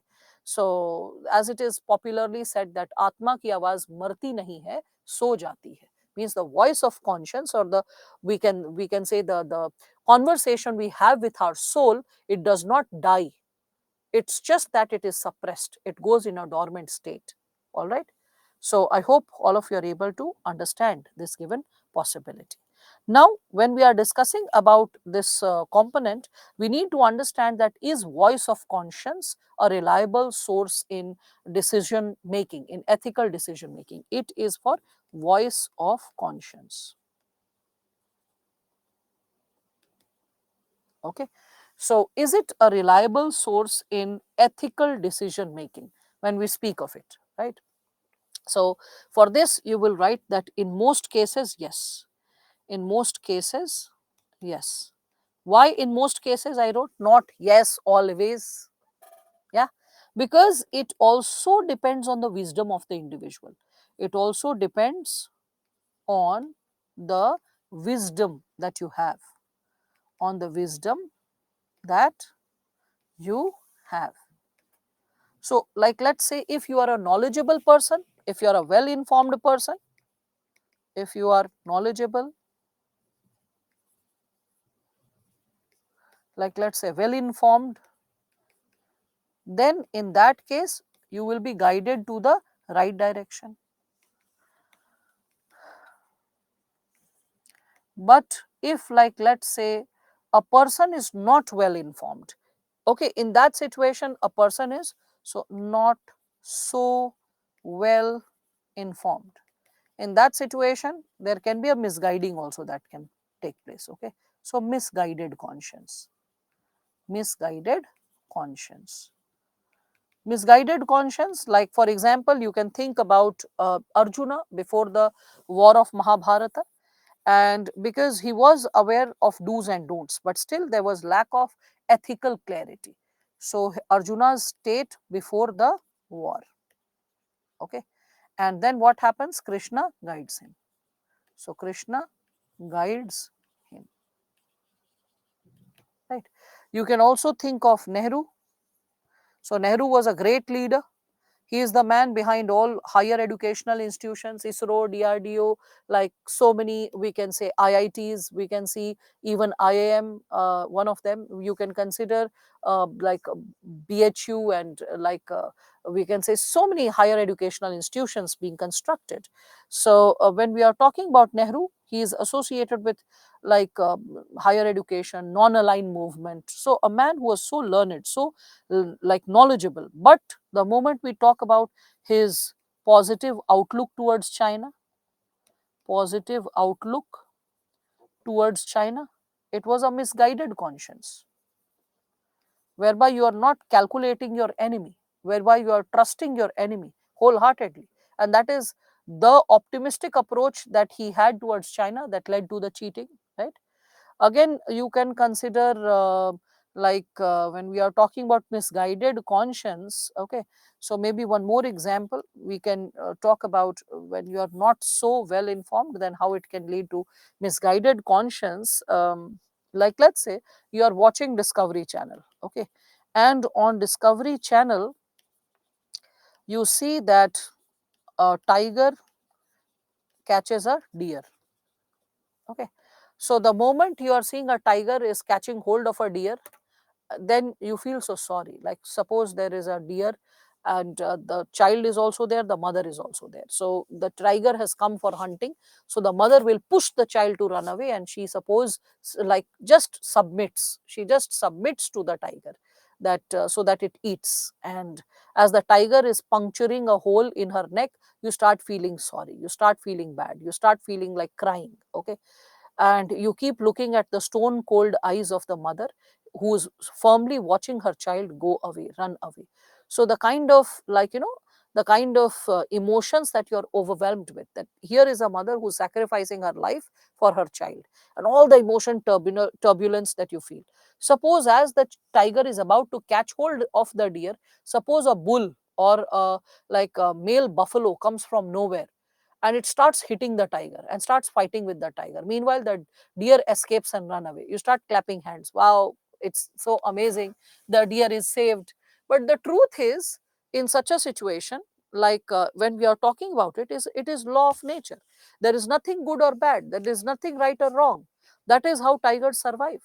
If like herbivorous animals will not be consumed by the carnivorous animals, the carnivorous animals won't be able to survive. Balance of nature will be missing. If herbivorous animals increase in number and carnivorous decrease, there will be deforestation. Mass deforestation will lead to siltation of rivers. Siltation will lead to flooding, okay, inundation. So we need to understand that nature has a balance, a way how things ought to process and how things ought to like survive or exist. Okay, so both are running. The tiger is also running for its life, the deer is also running for its life.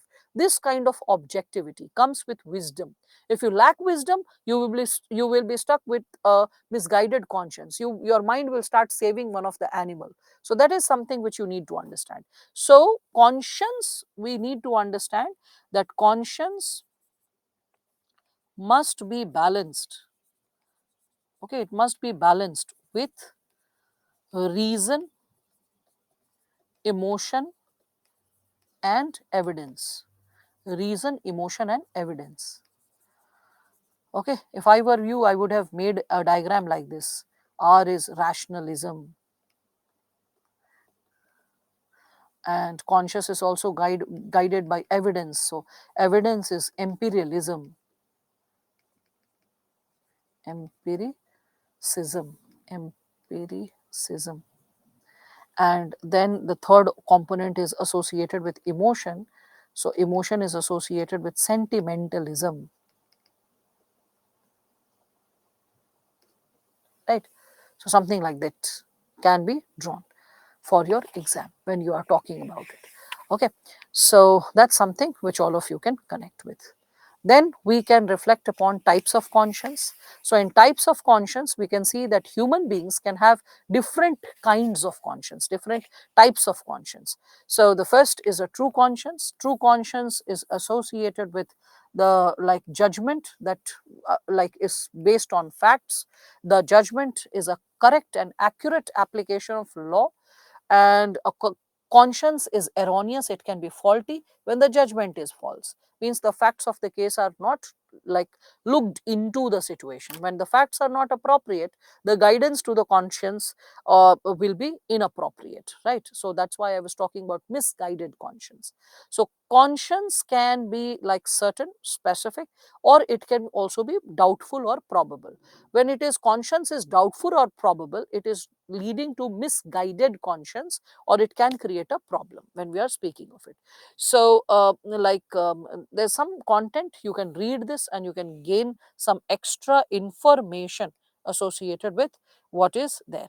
All right, so further when we are speaking of it, just a second. Okay, because I touched clear all, I thought that I hope it's not like okay, so ethical principles that are governing conscience.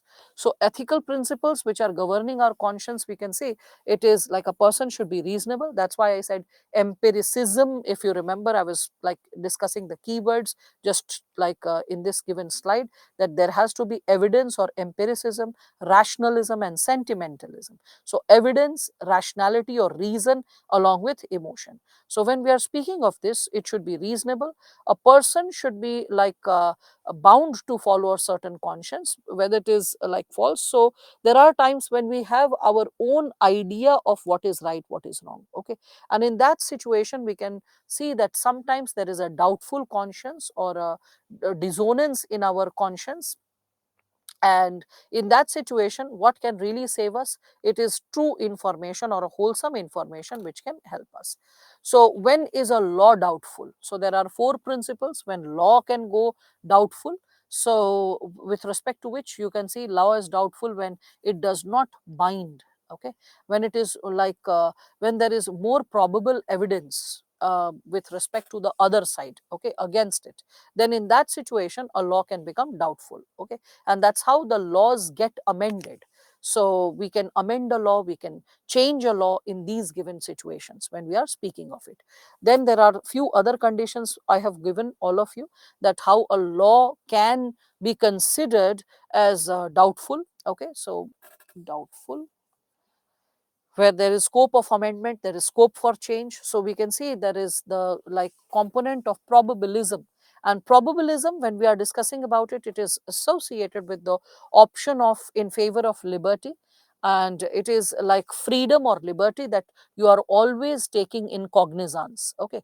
So in the same example we can see that the person may follow the time indicated probability or possibility when we speak of it. So even though the other three aspects numerically like appear, and they are often associated with the probable evidence when we speak of it, okay, then we are like guided by this given possibility. Yes, summum bonum is associated with utilitarianism. We can consider that. Probabilism when it is associated with probability, higher chances of something being certain or correct, higher chances of something being certain or correct, Sakib. Okay. There can also be a version of equiprobabilism.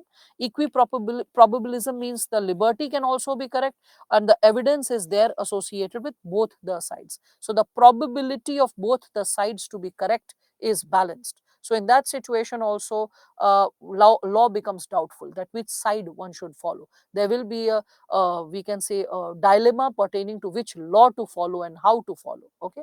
You can also connect it with compensationalism. What is compensationalism? So when a person is considering the evidence not only favoring and opposing liberty, but also the gravity of law, okay. So the person is considering the evidence which is favoring like freedom, but also we can consider the gravity of law and the reason for acting against law, okay. The inconvenience arising from it, the inconvenience that is emerging from that situation, from following the strict interpretation of law and the justness, okay.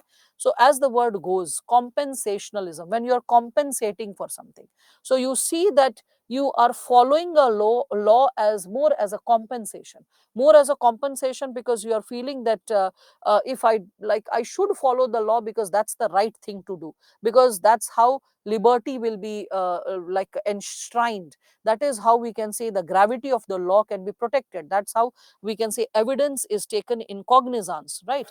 But there are also a reason for acting against the law, and now you are acting in favor of law just out of sheer convenience. You don't want to fall into an inconvenient situation that you did not abide by the law, but you had logic against the existing law as well.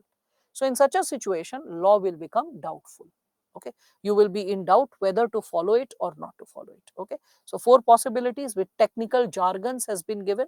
You can memorize the jargons and use it in the exam when we are talking about it. Again, one final question that remains with conscience when we are speaking of it: is there an additional obligation for people to their state of life or educational status to have correct conscience? Okay, means to have the right kind of conscience, do we need a specific state in life, or do we need a specific educational status to say that yes, this person, for getting guided by the correct voice of conscience, the like we can say correct possibility of conscience, a person needs a specific level of education, a specific level of status or existence in life.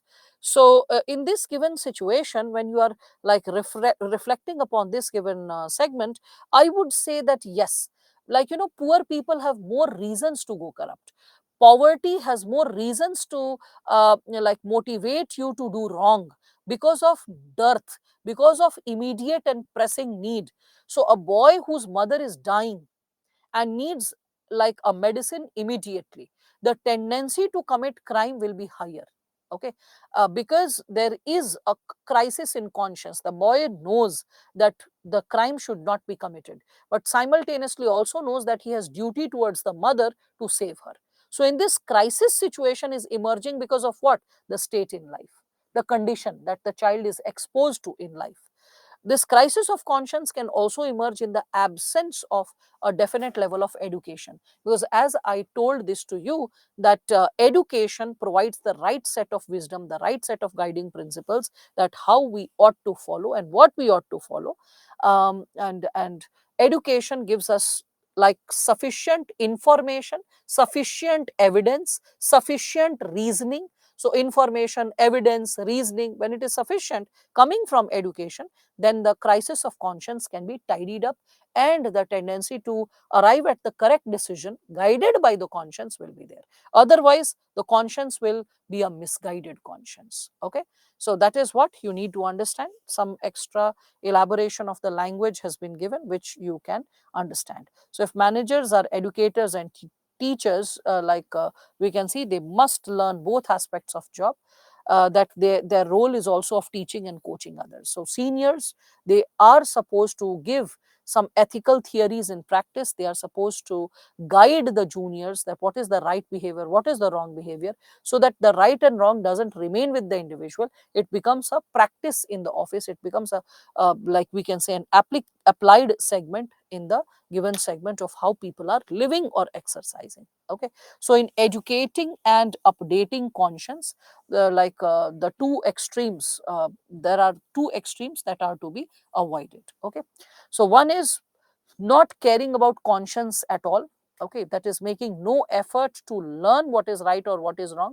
Someone is trying to tell you that your conscience, even if it is guided, we can consider by a specific we can say format or a principle, it is not always correct. You need to update your insights, update your skills, and you're like, no, no, what I know is the perfect thing. So that rigidity is also not going to strengthen your conscience. So it is important for us to educate and update our conscience. That's something which is essential. Okay, and a person should not get into any kind of extreme.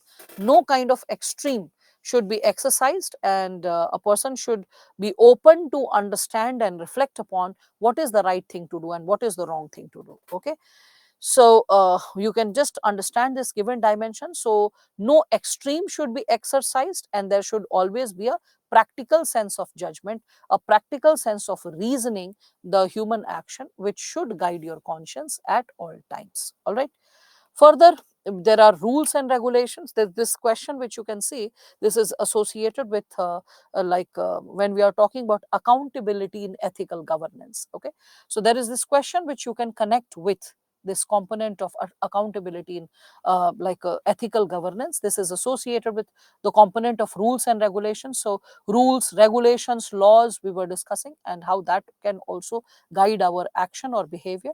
So the rules and regulations provided to all civil servants are same, yet there is difference in performance. Why is there difference in performance? So there is a difference in performance on the basis of what? How we are evolved with respect to our conscience. So positive minded people will be in favor of the rules and regulations, whereas negative minded people will be unable to achieve goals, right? Because the kind of wisdom, sensitivity, reasoning and evidence that you have, that is something which is going to guide you to follow the rules and regulations. When conscience is missing, from the internal locus of control is missing, then external locus of control may not be followed, and a person may go corrupt. Okay, you can pick in few points also from the chapter of probity in governance, where we are associated with subtopics like we can consider corruption and all. Okay, so you can connect with that given sub dimension as well. So then starts the component of accountability and ethical governance. So when we are talking about accountability and ethical governance, probably I can just draw a diagram and you can understand this. First, you can put in the segment of accountability. Now, if I draw it over here, there will be a problem. And the problem will be this, that the component of substantiation. So like let us consider this is accountability, right? So accountability is going in the inner core. Outside accountability, we can consider ethical governance.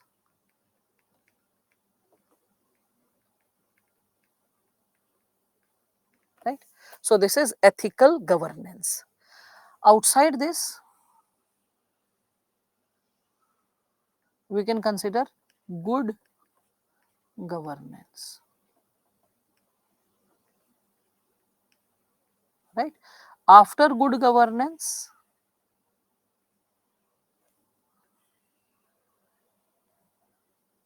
okay, again,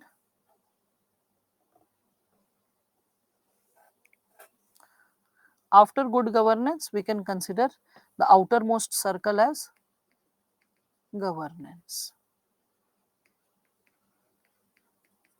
And on the basis of this, okay, we all can reflect upon the idea of governance, good governance, ethical governance, and in the heart of it there is accountability, the topic.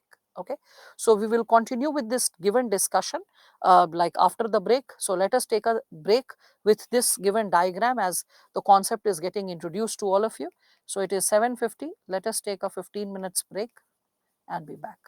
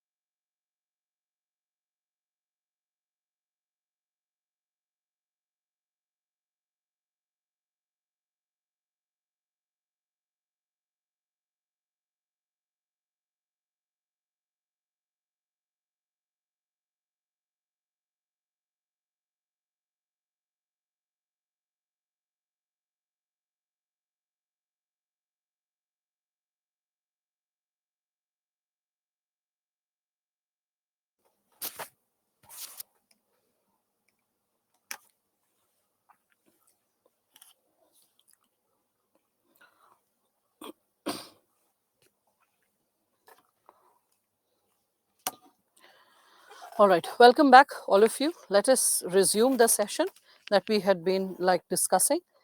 So, can you please know how to approach the question, UPSC interview and accident one? If you have, like, if you can call the police, responsible passerbys, in that situation, you can outsource the responsibility and call up few other relatives who can just immediately rush to the hospital and look into the situation. But if there is no one, then you should always prioritize the well-being of a person's life over and above anything else, because it's just a competitive exam and you can always appear for the competitive exam the next year, but there is no next year for a dying person. So that's what, at all times, human life needs to be regarded as, even as a police officer or even as an officer, if someone is suffering from certain challenge and you need to take a stand for that person, you'll refrain from taking it. You will prioritize your professional benefits and interests. So it's more like exposing you to that possibility, putting a check over your value.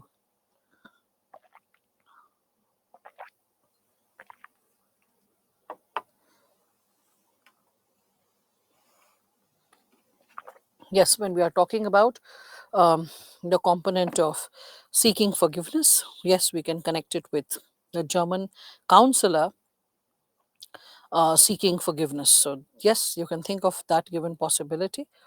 So, yeah, we can talk about this given possibilities as such. Now, with respect to it, when we are starting with accountability and ethical governance. Okay, so we need to understand that when we are talking about accountability, this is the diagram that needs to be followed. That when the government can be held accountable, and if any of these goals are not achieved, then we can consider that the possibility of accountability is failing. Anyway, so starting with governance, if we are talking about it, what is governance? So governance, if I have to define it, it is a manner in which power is exercised. Power is exercised to manage a country's resources, to manage a country's, we can say, economic, human, and social resources for maintenance, and developmental functions.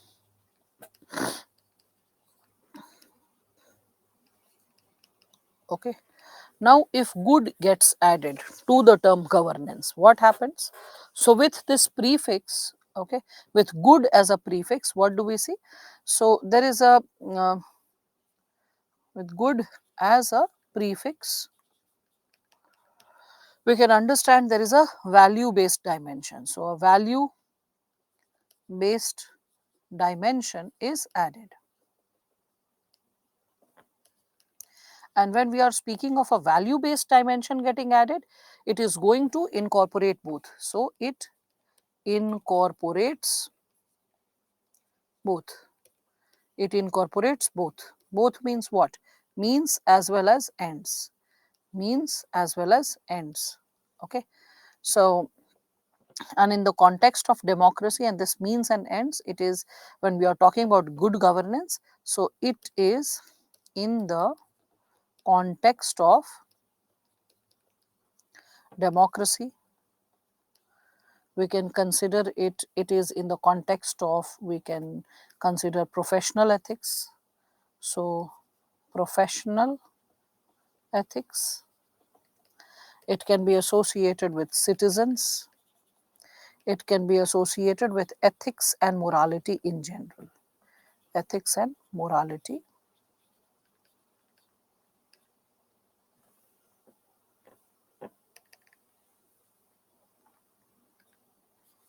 in general. Right. So that's how you can connect with this given dimension.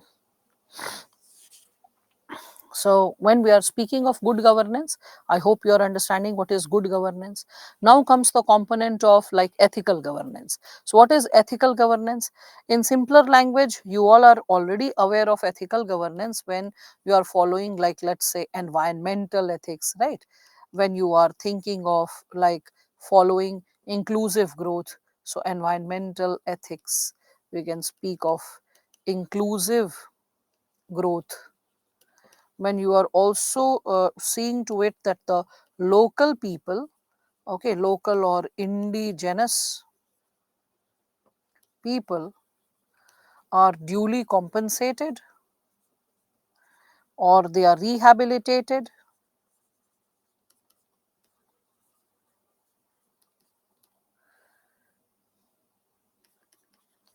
means they are not at the suffering end. They are not the ones who are like in a situation whereby they are suffering when we are speaking of it, right? So when we are speaking of this given possibility, first and foremost, like let us reflect upon this component of good governance, because good governance is something which is debated and discussed in multifarious situations. So when we are talking about good governance, which is, you can see the outer circle, after governance there is good governance. So you can consider it is like Kautilya discussed in the happiness of the subjects is the happiness of the king. Okay, so you can quote Kautilya also. For example, Kautilya in the happiness of the subjects, in the happiness of the subjects is the happiness of the king, is the happiness of the king. We can reflect upon that also, right? Again, you can see Gandhiji, Gandhiji using the term Suraj. Suraj means good governance. So Su hyphen Raj. Okay, so that is also good governance. And I gave you yesterday the example that when we in Mahabharata we listen to the word Duryodhan, Duhshasan, that is like you know the contorted words that are used by people because of the acts of the, we can say, those princes. So basic name, like which parent keeps the name Duryodhan and Duhshasan? The name was Suyodhan and Sushasan. Okay, so just because people were not appreciative of them, their name was distorted by the masses and it was kept as Duryodhan Dushasan. But the name was not Duryodhan and Dushasan, for God's sake. Okay, so you need to understand that. Again, when you are discussing about it, you can also discuss the 8 pillars of good governance. Okay, so 8 pillars of good governance. And what are the 8 pillars of good governance? You must have heard of it, or you must have read about it. So you can think about the possibility of transparency, accountability, all those keywords which you have been knowing so far. So bring that on over here. So transparency, accountability. Then you can also think of like consensus oriented. So consensus oriented. You can think of participatory.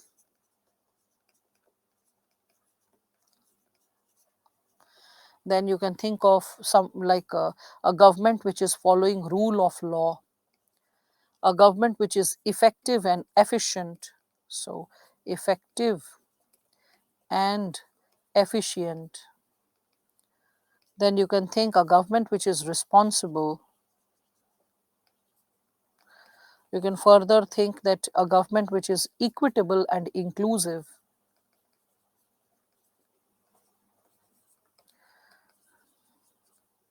Right?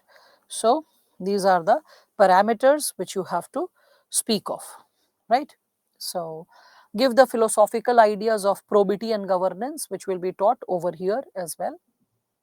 So good governance is what? It is being inherently ethical in nature. And ethical governance, the next term which is given over here. So ethical governance is associated with the given possibility of prohibition of all forms of corruption and favoritism. So ethical, the word will be like prohibition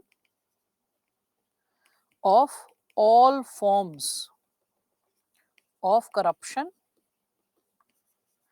and favoritism.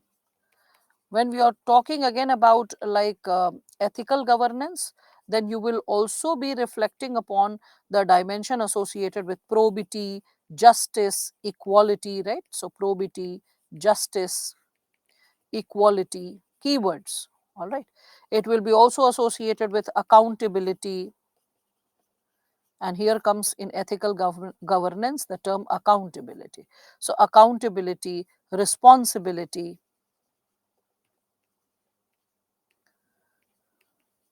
responsibility of civil servants. So that's what you are supposed to consider at all times when we are discussing about it.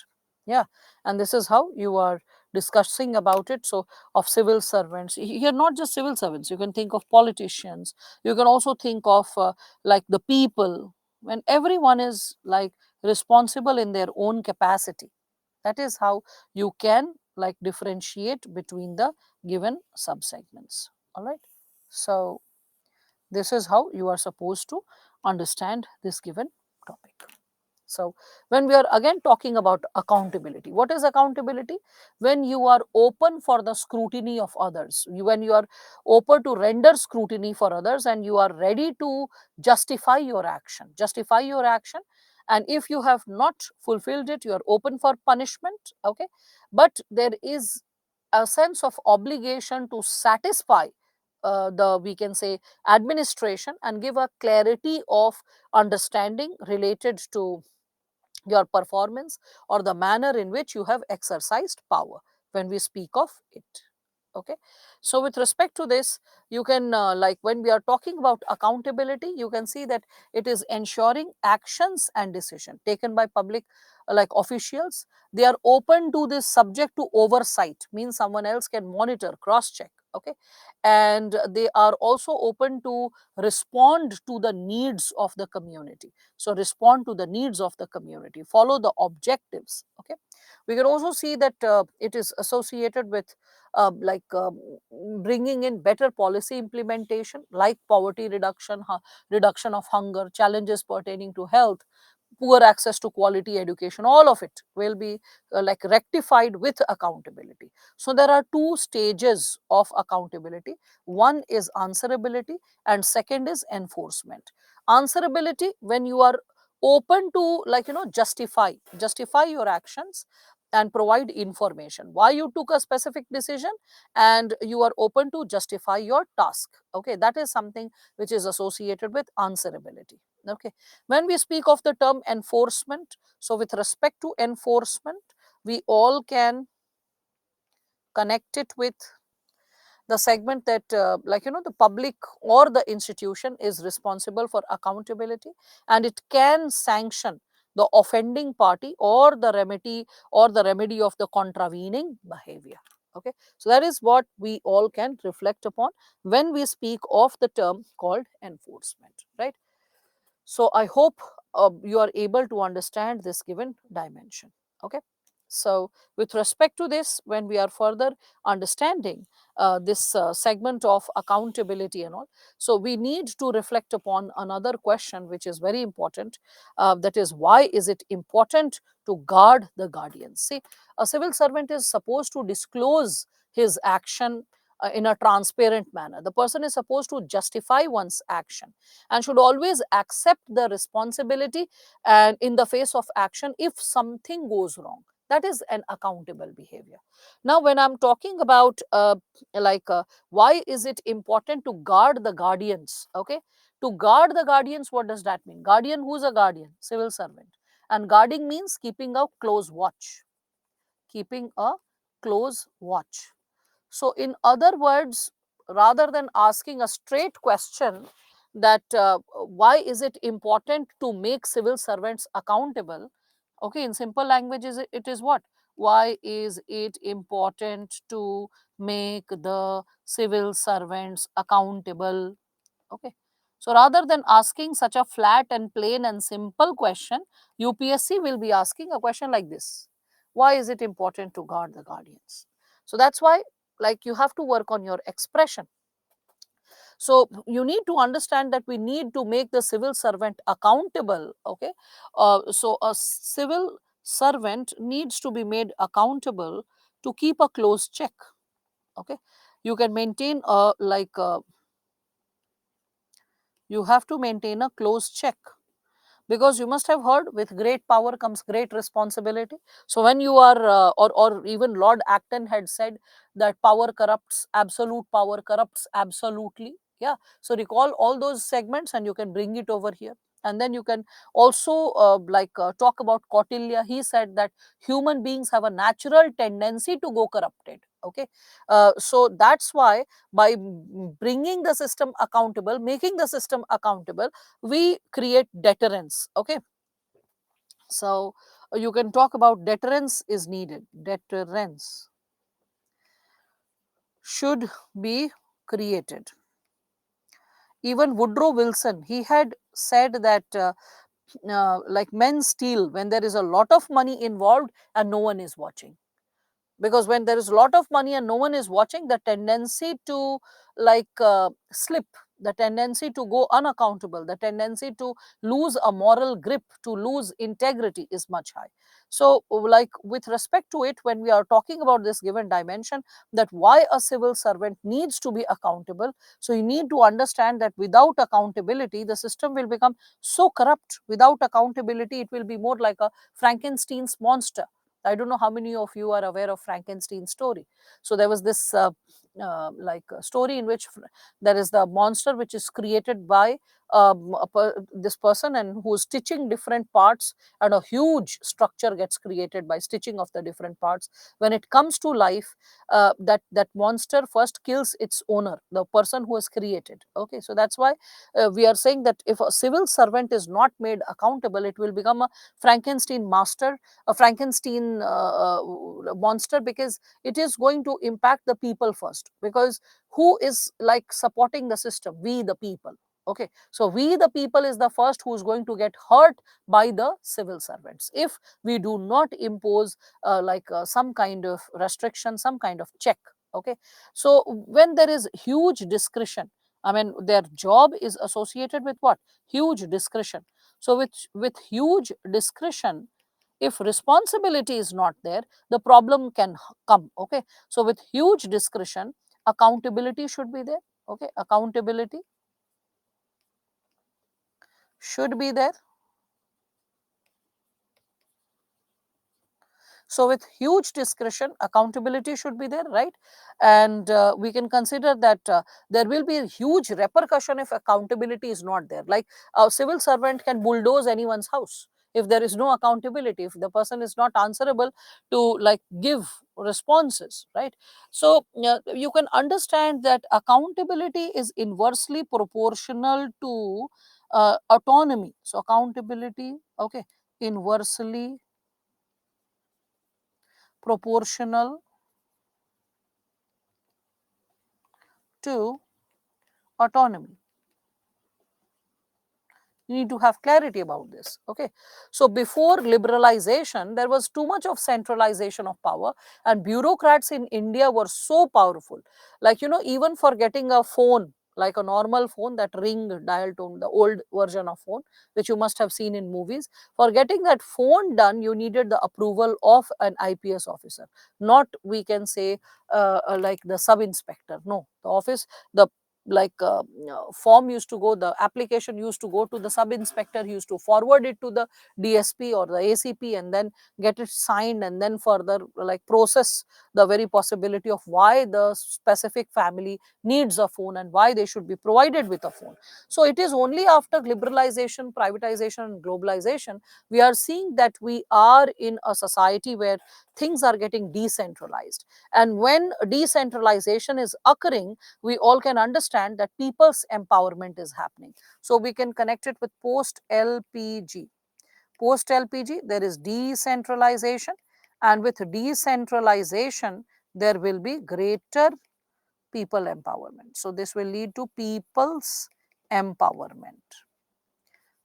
People's empowerment. You look into the possibility of managing things in a manner that is associated with like privatization. The work will start getting privatized. So that's why we need to understand that in such a situation, keeping the civil servants accountable is necessary. Okay, so like let us say like a PWD officer is constructing a road, and as the road contract is being provided, suppose it is 100 kilometers road, and if the like road is built well, people will have a like very we can say healthy possibility of connecting with regions, commercial activities and all that. But like people cannot directly hold this officer accountable if things go wrong, because there is so much of centralization existing in the system that a lot of processes are involved. So like let us say the officer is making something like 15 or 20 kilometers road, and then the funds are not sanctioned further. The person has to wait for another set of funds coming up, then another 10 kilometer, then again the person waits another 10 kilometers. So like that, in phases funds are released, and that is how the road would get constructed when we are talking about it. So this will lead to delay of work, this will lead to procrastination. Hence, when we are reflecting upon such a situation with respect to the term decentralization which I have written, so this decentralization will facilitate the possibility of challenging any form of delay. It will facilitate qualitative updation of work, qualitative fulfillment of work. Along with qualitative fulfillment, we will see that there will be an active participation of administration in a time bound manner, things being done or things being fulfilled when we are speaking of the same. Right. So, in such a situation, we can understand that the system will get activated if like any kind of wrong is done. That's why we can see that second ARC gives the principle of subsidiary. Second ARC, okay, has given the principle of subsidiary. And what is the principle of subsidiary? So, principle of subsidiary, this you can consider, this is or this principle I should write down. Wait. So, this principle, we can consider um, holds that a central authority, a central authority should have a subsidiary, should have a subsidiary.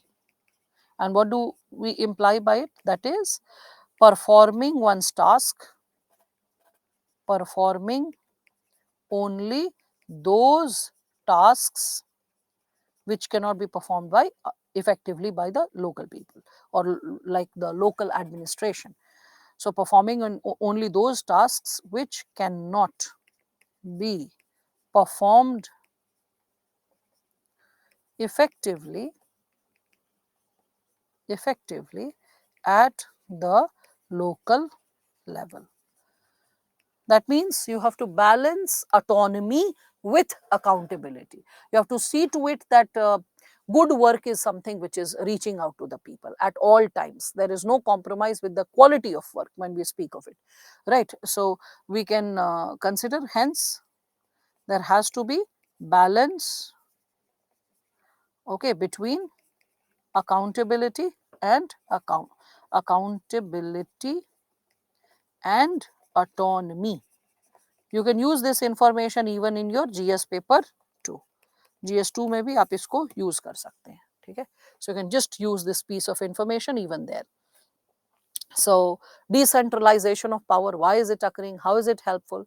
So why involving the we can say civil society or the local players is essential for good governance, for bringing in ethical governance, because it makes the system more transparent, it makes the system more responsible or accountable when we are able to understand this given segment. All right. So to guard means to protect as well. Here it is not for protecting. To guard also means to keep a clear watch. So the person is protecting the house. So in this case, here the guard is associated with guarding the system, guarding the ethos, guarding the principles from it getting corrupted. Corrupted by whom? The guardians. So to guard the guardians is to keep a watchful eye. All right, Satyam. So yeah, I read that, Sachin. Yes, that is an example of like corruption. Okay, with respect to this, we can further say that the aim of accountability is to prevent abuse of power, is to prevent abuse of power, and to ensure that power is directed towards achievement of goals, towards achievement of goals enshrined enshrined under the supreme law of the land, the supreme law of the land. Here you can bring in the second ARC. So as per second ARC, we can say open, transparent and accountable. Open, transparent and accountable government is a prerequisite, is a prerequisite or a pre-requirement. So a prerequisite for community oriented, that's why we need to guard the guardians. So for community oriented, citizen centric keywords, just memorize it. There is no shortcut to these words. Okay, so community oriented, citizen centric, and as you are noticing these words, keep thinking, what does it imply? Citizen centric, public service delivery, public service delivery, service delivery. Big, okay, as without it, as without it, um, covert or unethical behavior, unethical behavior would result. Okay, so what do we need? We need a balance between accountability and autonomy, right? That's how you're supposed to respond to such a question. However, that is also true that it has been quite I would say popular dilemma, this dilemma of balancing accountability and autonomy for all popular governments in past few years. So that's also something which you can reflect upon. Further, when we are talking about types of accountability or obligations or responsibilities, you can understand that a civil servant has to be like accountable or obliged before certain entities before taking the decision. Okay, so when we are talking about obligation, obligation is towards the constitution. Okay, so a civil servant is obliged towards the constitution. Here you can quote article, we can say 310, 311, 312, which is making the civil servant accountable. Okay, accountable. And here is the doctrine of pleasure of the president, if you can recall, related to 310. In fact, 309 can also be incorporated, which is associated with power of the parliament to provide service conditions for a civil servant. So the parliament has the power to provide the service conditions. Hence, by that also, it is trying to bring in accountability in a civil servant's behavior when we speak of it. So that's something which again you can incorporate in your given answer. So again, connected with article 37 also, that a civil servant should always work in the line of the constitution. So we'll discuss article 37. Then after constitutional obligations, you can speak of political obligations. Okay, political obligations. So what is political obligation that a civil servant needs to follow? So political obligations are associated with the doctrine of ministerial responsibility, that a civil servant will always be anonymous. That's why the principle of anonymity, value of anonymity, which is discussed in the values pertaining to civil services. So the doctrine of anonymity keeps a civil servant anonymous, and anonymous from, like, taking like responsibility of all the work that is done, like glorifying the work. Basically the power is flowing to the civil servant from the political sovereignty, that is the minister. So that's why ministers are the ones who cut the ribbon, they are the ones who inaugurate the project, they are the ones when the project is completed, then also they go for the, like, running of the project. So all that because of the civil services, like anonymity. Anonymity is something which has to be maintained as a type of accountable behavior whereby you remain anonymous. It is the political leaders who are not supposed to be anonymous and who are like a senior to you, and that's why you have to reflect upon the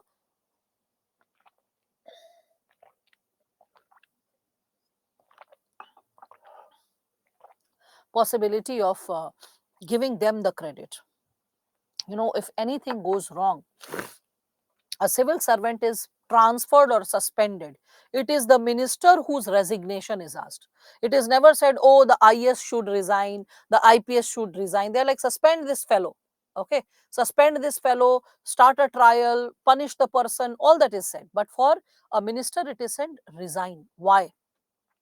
The history can be traced from Chagla Commission, that was 1957. So what exactly happened in this Chagla Commission? Because it was then that who is finally accountable, who is truly accountable, and why political obligations are over and above civil servants. This idea was substantiated. So what happened, that Chagla Commission was set up for to examine the Mundra scam. In Mundra scam, what happened was, as you can know the name Mundra. So Mundra was a Gujarati private company. And what they did, they siphoned the money, or they took the money of LIC, and this was observed that the money of LIC was utilized to purchase the, we can say, shares of Mundra. Okay, so with the money of LIC, Mundra shares were purchased. Okay, then what happened in that given situation? When this situation was exposed, that, oh, this scam has happened, then at that time the finance minister was TT Krishnamachari. Krishnamachari said that, oh, my finance secretary is Mr. Patel, and Mr. Patel is the person who is responsible for this scam, because Mr. Patel got in touch with Mr. Mundra, and to benefit his company, he like utilized the public money which has come related to LIC, and that money was rechannelized or directed to purchase the share of Mundra. That's how the share price of Mundra's shot up, and they started making a lot of money. They started profiteering. So and the secretary blamed the minister, that no, the minister was aware of it. So a lot of mudslinging happened. Then the commission, this Chagla commission that was set up, so it reflected upon the entire situation, and they said that the minister is responsible. Why the minister is responsible? Why TT Krishnamachari was held responsible? Because it was said that all the power flows from the politician. When all the power is flowing from the politician, hence a bureaucrat is also held responsible, but the bureaucrat is working under the minister.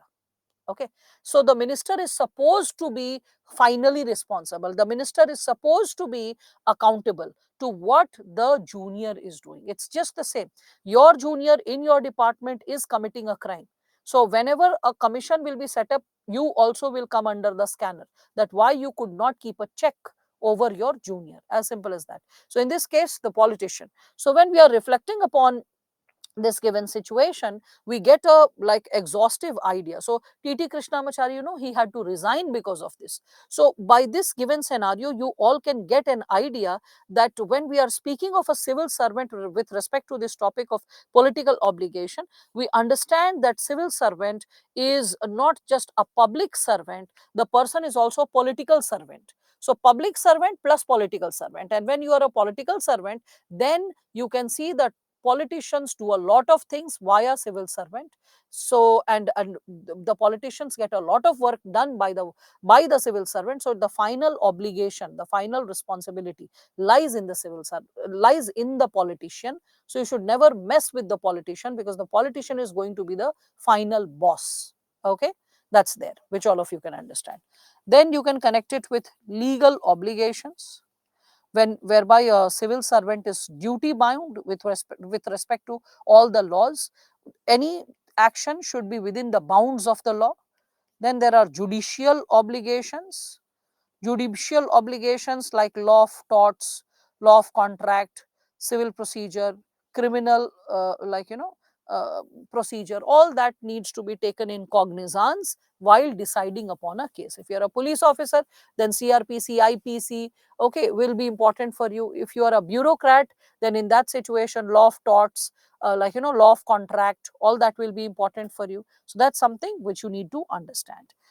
So few people might be feeling, what is law of torts? So law of torts, when we are speaking of it, it is like when a damage for a liability is created for the government. Like, let's say you're walking down the street and the PWD has dug a hole and there is no warning sign or board, and what happens is, someone falls and breaks the leg. So here the law of torts will bring remedy to this problem. This is a problem of negligence, and the compensation will come as per the, from the department, as per the law of torts. So that's what. Okay. When we are speaking of this, we can also connect it with national obligations. So there are, you can never compromise with national interest. So you have national obligations. You also have democratic obligations. Okay. Democratic obligations. Along with that, you have moral obligations. Moral obligations. So you have a lot of moral responsibilities as well. As an IS officer, you are supposed to upkeep the values of democracy, the values of the constitution, right? So Lal Bahadur Shastri, when the rail accident happened, when he was the rail minister, he took the responsibility of the rail accident that happened. He was not the man causing it, but he took the responsibility as the railway minister and he submitted his resignation.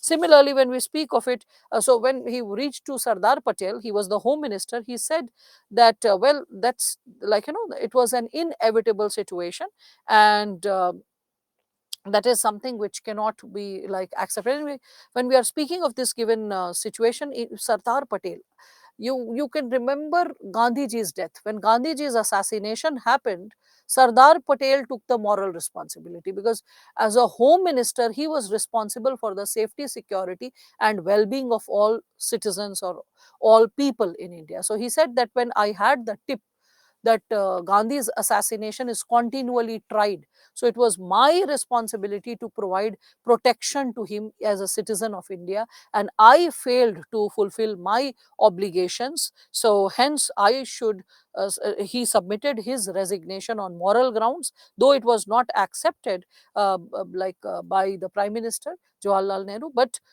he had submitted his resignation on the moral grounds that he failed as a home minister. Okay, so that is also there. So every now and then you can see these possibilities. As a civil servant, you are supposed to maintain law and order. So you have to be open to the possibility of moral obligation. If you are not fulfilling the moral obligation, then the brunt, okay, of transfer, mhm, of suspension will always be there.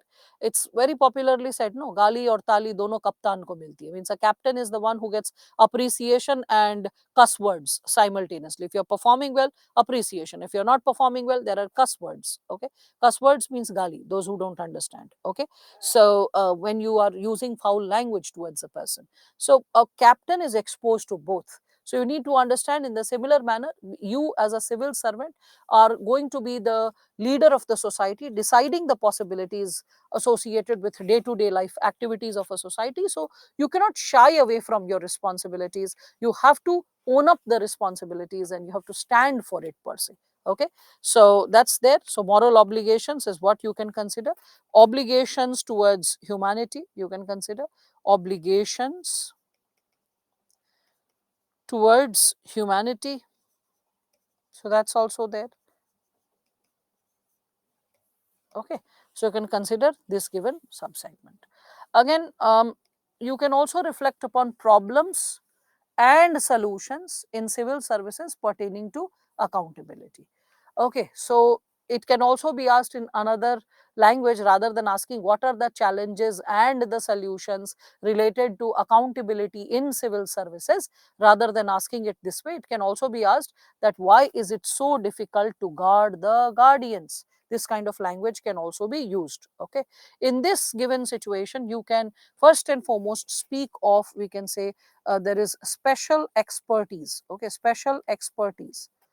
The special expertise is associated with, we can say, who is making the law, who is creating the law. So who is making the law? Okay, so a civil servant, when we are speaking of it, the law, the skeleton of the law is passed by the ministers, but the details of the law are filled by the civil servants, right?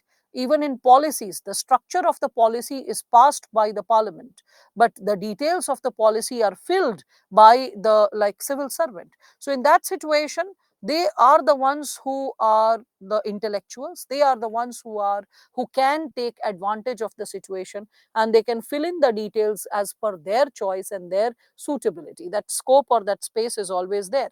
So by having the right awareness about the laws, we can always counter, the given possibility, we can always challenge the given possibility. Okay, so that's something which all of you can connect with. All right, again, when we are talking about it, you can further substantiate, other than this component of special expertise, when you are talking about it. In special expertise, in fact, I can give you, other than who is making the law, and filling the details of the law, we can also talk about. So here, let me just give some language so that you are able to recall it later, because right now you can understand, but later you may struggle. So it is difficult for an outside agency, to surpass bureaucrats, bureaucracy, uh, bureaucracy in their area of specialization. Specialization. It is they who make the details of the law, details of policies and law. Hence, they have an exhaustive understanding of it. Exhaustive understanding of it.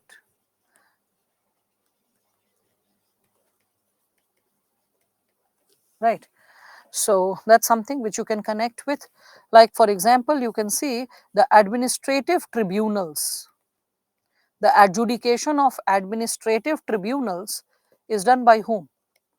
So it is done by, we can see, bureaucrats, right? Who is the judge? A senior bureaucrat. And who's the bureaucrat? He's a expert guy. Like, for example, if I speak of it, the administrative tribunals like pertaining to railway, or we can connect it with the company law tribunal. Okay, so railways, so company law tribunal, national company law tribunal, right? So we can see that a civil servant is the one who is heading it, and this person is the one who has a lot of expertise. You must be aware of amicus curiae. Amicus curiae is the friend of the court, and amicus curiae is supposed to be a technical expert of the law who is going to advise and give expertise advice to the, we can say, court of judgment, right? In the similar manner, in tribunals, specific type of expertise is needed, and when the bureaucrat is exercising that expertise, the tendency to misuse or abuse, okay, will also there. After their area of specialization, why is it so tough?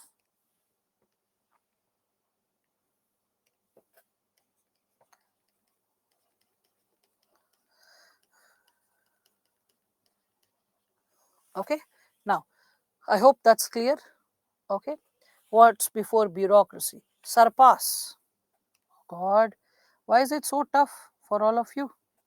Maybe because the screen is blown up for me, but it's small for you, right? That's the reason, because I am getting the bigger screen, so I can write with greater space, with greater details, but you are using a phone, a tiny phone, so there can be a problem associated with reading and understanding it. Okay, so no problem, so you can just see, so they are experts.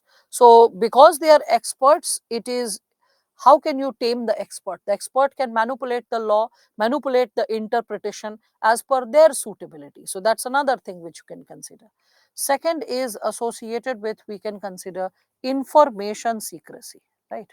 So that is information secrecy. So the tool of secrecy is nothing but created by bureaucracy. Okay, bureaucrats, to maintain hegemony, they create this information secrecy, the various tools for maintaining information secrecy, and that is the reason they get very irritated of RTI, because RTI is something which keeps a check over information secrecy. Citizens Charter exposes the various procedures and methods. Social auditing, the possibility of like the CAG's activism, all that keeps a check over this very possibility of information secrecy. So information secrecy is also a challenge associated with, we can say, accountability in civil services. And how do we put a check over it? So we can put a check over it associated with, we can say, CAG activism. We can also put a check over it like with respect to, so check over it, check over it means how we can like solve the problem. Okay, so how we can solve, so how we can solve, or how we can keep a check over the problem. So CAG activism, we can also talk about RTI, we can talk about social auditing, we can talk about with respect to it, we can also reflect upon the possibility of there is this whistleblowers bill, so you can think of whistleblower, the role of whistleblower. Now in India, you can see the role of whistleblower is not so profound. In fact, so many whistleblowers have been killed over past few years related to different cases, like the Vyapam scam was the murderous scam which led to the death of more than 70 people within a span of an year. So when we are speaking of this component of whistleblower, you can connect it with the United States False Claims Act and the empowerment that is created for whistleblowers. So the False Claims Act, it empowers the whistleblowers with a lot of, we can say, tools and interventions which can encourage them to take up specific interventions. Okay, specific interventions for like uh, blowing up the cover of a case whereby unethical practices are carried forward. So False Claims Act reminds me of Dinesh Thakur's case. So there was this guy Dinesh Thakur who was working at Ranbaxy, and in Ranbaxy, as the medicines were getting manufactured, one had to give claims of the why the patent is claimed and how the research has been advanced. So when Dinesh Thakur looked into the case, it was saying that the medicine will have a better shelf life and all that stuff. So but Ranbaxy was claiming the benefits on the basis of false data, on the basis of false evidence. No such test was carried forward. And when he was aware of this fact that no such test has been carried forward, he requested the senior authorities that please let us not do this unethical behavior, because it is going to cost billions of rupees to so many people who will be needy. To which the seniors asked him to go silent. They said, just shut up and let us follow what is being followed. To which, he observed and he was like, no, this is a false data, this is an unethical situation. So he became a whistleblower to the situation. He collected the proofs, and after collecting the proofs under False Claims Act, he blew the whistle. And when the case was investigated, it was found that yes, Ranbaxy has no proof, it has not conducted any systematic research report on the basis of which it could have claimed any kind of revision of patent or something. So what happened was that it was estimated that around 500 million US dollars worthy of loss was caused because of this act of Ranbaxy. So under False Claims Act, 10% of whatever amount is recovered is given to the whistleblower. So 10% of 500 million, you can understand that, that is 50 million. So after cutting the tax and all, he was provided with something like 48 million dollars, and that was too much of an amount. So later on he became a full-time whistleblower. He started looking into or hunting for such cases, investigating the cases, and going to the court for finishing that. So it is like suggested in second ARC that let this False Claims Act, similar to this False Claims Act, be introduced even in India. Mind it, False Claims Act is not like a public interest litigation. It is a straightaway process of filing a case. So if such a law is introduced in India, that is also going to like increase accountability via like blowing up the lid of information secrecy. Okay, so greater transparency in sharing information, and thus more accountable forms of government, more accountable forms of private bodies and organizations. All right. Yes, it is associated with on the principles of incentivization. Okay. So yes, in India, rather than incentivization, there is victimization. We tend to get these people killed. So that's the problem. Third, you can talk about full-time status, and excessive security. So due to full-time status and excessive security extended to the civil servants, we all can see this is under Article 311. This is something because of which the bureaucrats become so omnipotent, omnipresent types. Like they are omnipotent means they are powerful in all segments of governance. They become very powerful, and dismissing them or suspending them is max that you like maximum you can do is suspend them or get them transferred. But dismissing them or reprimanding them becomes quite tedious if we speak of it. So multiple governments over the time period post independence have requested to do away with Article 311. Okay, with respect to Article 311, there is so much of bone of contention when we speak of it. It's not just the first and the second ARC speaking of doing away with Article 311. Imagine second Administrative Reforms Commission also talks about amending Article 311 because it is making the bureaucrats too powerful, and like surmounting them or uh, levying charges upon them, keeping a check over them becomes quite tedious. So when we are talking about bureaucracy undergoing this, we can also see previously, like after independence, we can see Hota Committee, Santhanam Committee coming up with the same suggestion that do away with this Article 311. It is empowering them way too much.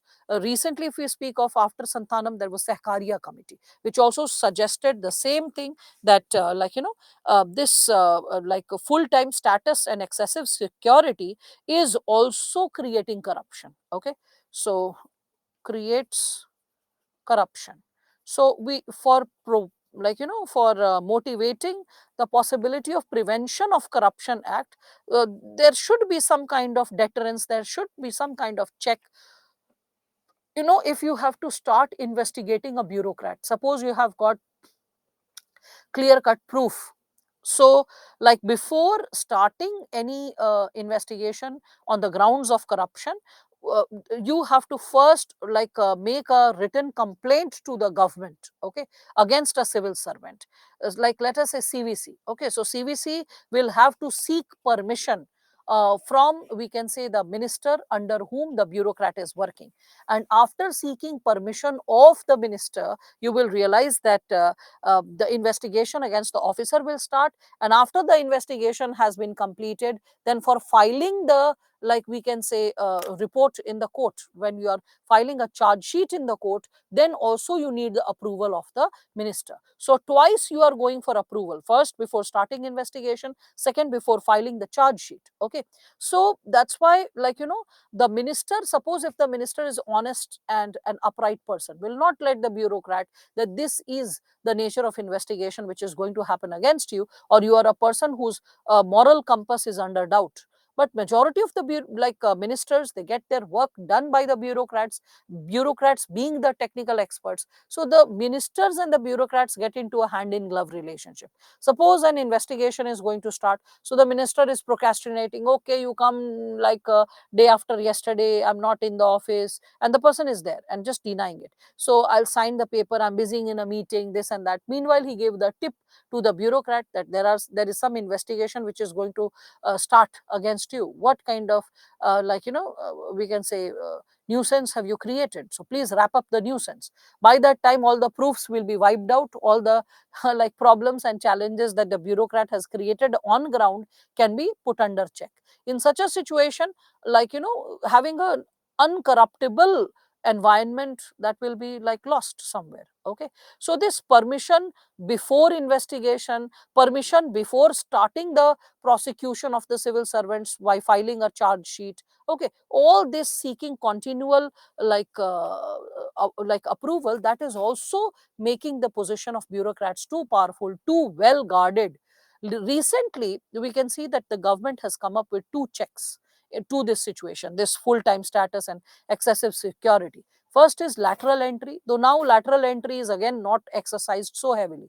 It was exercised somewhat between 16 to 18, all the more, you can see. So lateral entry, the very possibility of lateral entry, it facilitated the process of bureaucrats entering the civil services and directly becoming directors and all. And they are the CEOs of the company, well exposed to the rules, regulations pertaining to how work ought to be conducted.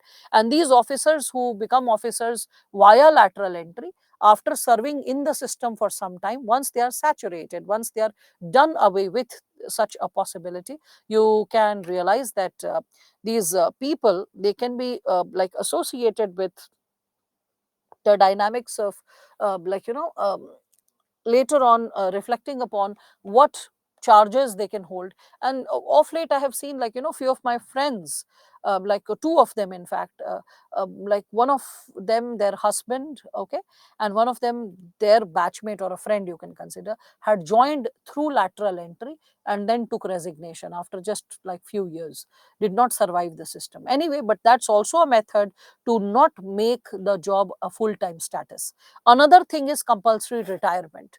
Again, you can see compulsory retirement for past few years, this practice has started, that any person who is 50 or above, so that person's work is put under scanner, how efficient you are as an officer, what is your nature of performance, and after evaluating the performance, if it is dissatisfactory, the government has a tendency to encourage compulsory retirement. Suppose a bureaucrat is resisting, no, why should I go for compulsory retirement, I want to continue to serve. So they show the report card, see, this is the nature of your performance. So you either politely take the retirement, or else if we create any situation whereby you are coerced to get retired, in that situation, you will lose your perks, you will lose your pension. So it's better to continue with the benefits, post retirement benefits, peacefully, rather than fight against the system to stay or stick to the job.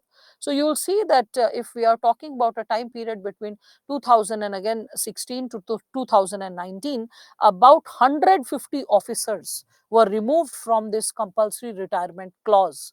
Okay, and the government aspires to reflect and reevaluate the work of 50 plus officers and vacate their position if competency is not to be observed. That's also there. Again, the fourth point which you can connect is associated with massive expansion of bureaucracy. Massive expansion of bureaucracy. So bureaucracy, as you know, it is one of the most full-grown bodies in the social structure, which is taking care of all rules, regulations. So today, bureaucracy is everywhere. It is IS officers who are making laws associated with all walks of life pertaining to human society, right? And any clause is getting passed, any act is getting passed. We all can see that the civil servant is the one who is filling in the details also once in a while. So they are supposed to be associated with such a phenomena. But we see that the coterie of the civil servants is so strong, they protect and hold each other's back. So just few years back, the government said that a bureaucrat has to declare all the property, not only what they hold, but also presently it's like what they hold. It was said that all your family, near and dear ones, all relatives, whatever property they hold, that has to be made public. So what happened was that the civil servants, they came under too much of pressure. They were, oh my God, if we have to do this, in that situation it's better to take voluntary retirement rather than property getting disclosed. They became so much pressed or conscious of that situation. So before the law traps, let us just exit. That is the sentiment that was rousing. But in 2016, the government took away this proposal of bringing in the change of bureaucrats, and like declaring not only their property but the property of their near and dear ones also. Now, how to control this massive expansionism, or which is occurring in bureaucracy? So this massive expansionism can be controlled through privatization. We can see through disinvestment. Okay, so can be controlled. Okay, can be controlled through, we can say, privatization.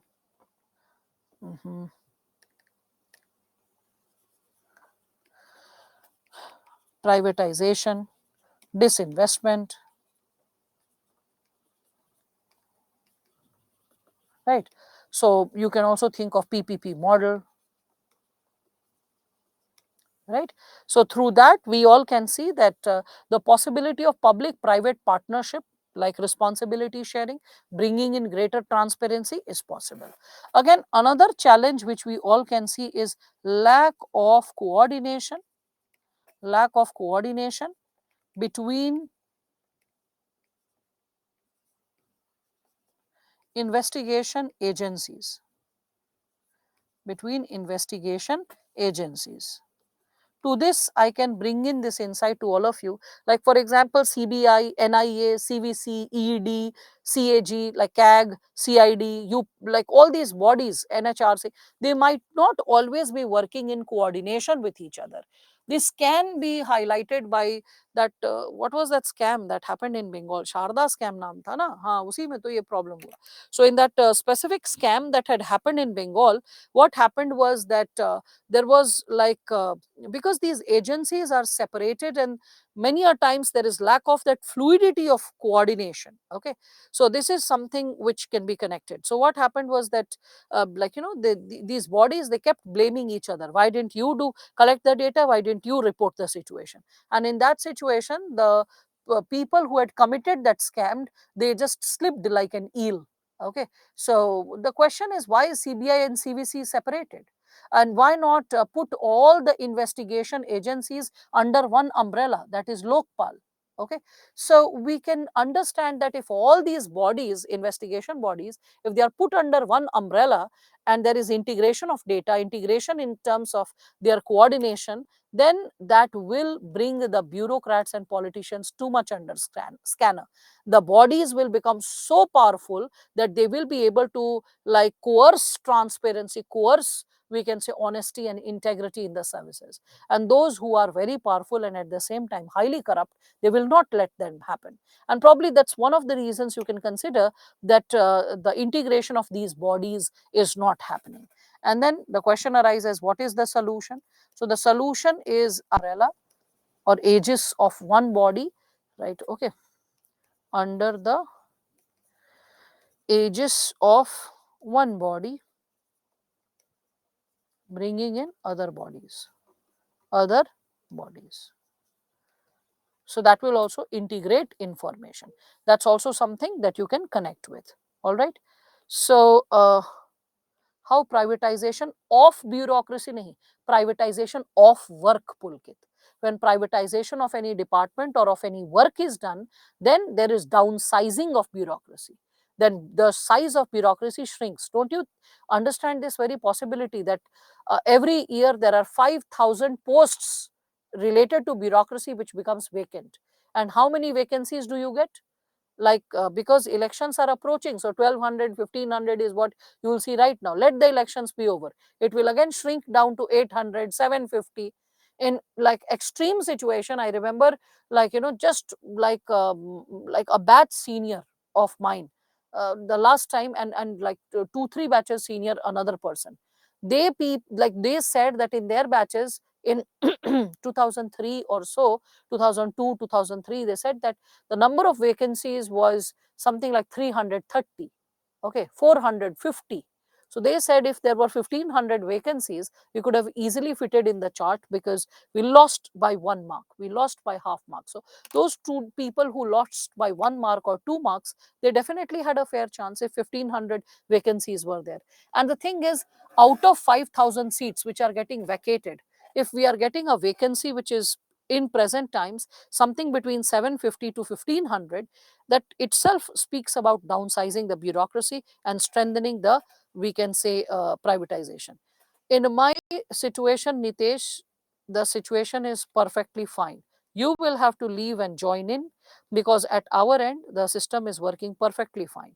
Okay, so rather than requesting me to refresh, it's better that you work on the technology, right? Why these number of seats are vacant? They are because work is getting outsourced to private bodies. So that's how it is happening. All right. So that's something which you can connect.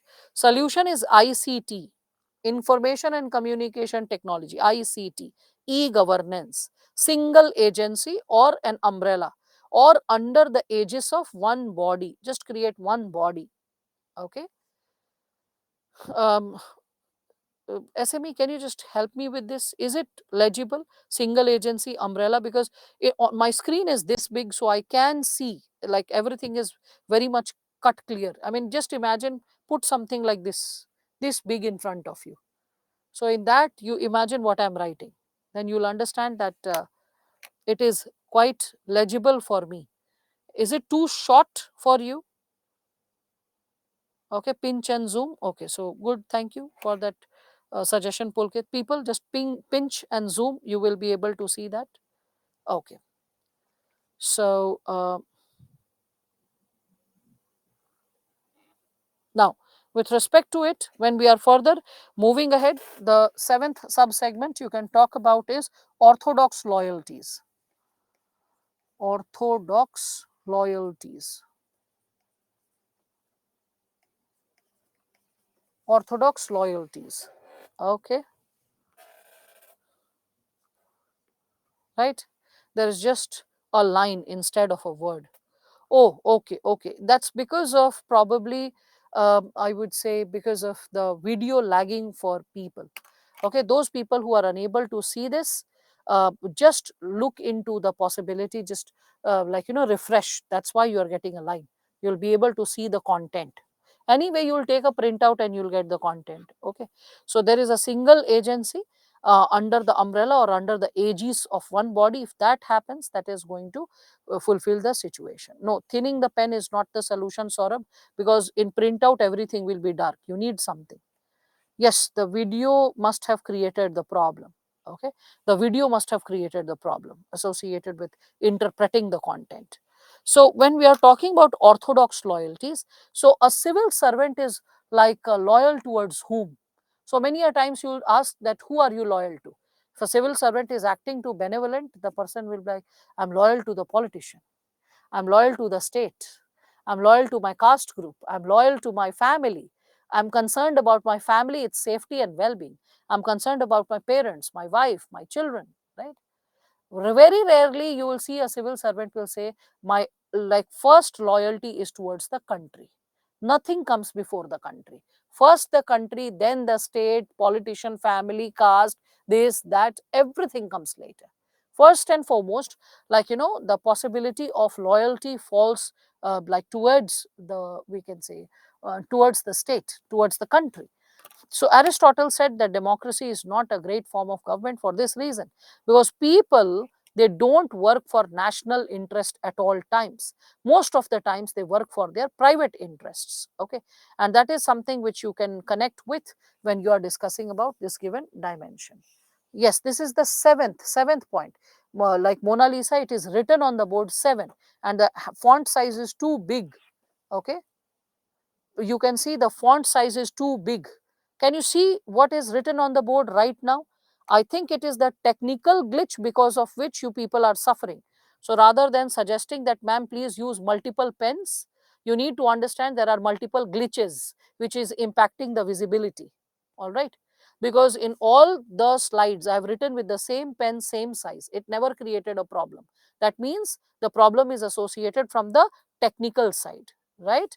So let us accept the possibility that the technical segment is creating a problem. And let us also understand that when I have written on the board very clearly, seventh point, orthodox loyalties, okay, and you cannot see the word seven, and you are asking, ma'am, is it six? Is it fifth point? That means the word seven, which I have written, is not visible to you. Okay, so the problem is not the pen, it is the technical aspect. So no problem, when you take a soft copy or when you download the annotated PPTs, you will find everything that is written, and nothing will go missing. Anyway, other than that, we can also discuss about eighth, overburdened judiciary. So when there is judiciary is overburdened, that will also create a problem of accountability. There will be lack of expertise, lack of infrastructure, so that will also delay the possibilities. You can also talk about ninth, that is lack of public awareness. Lack of public awareness, participation,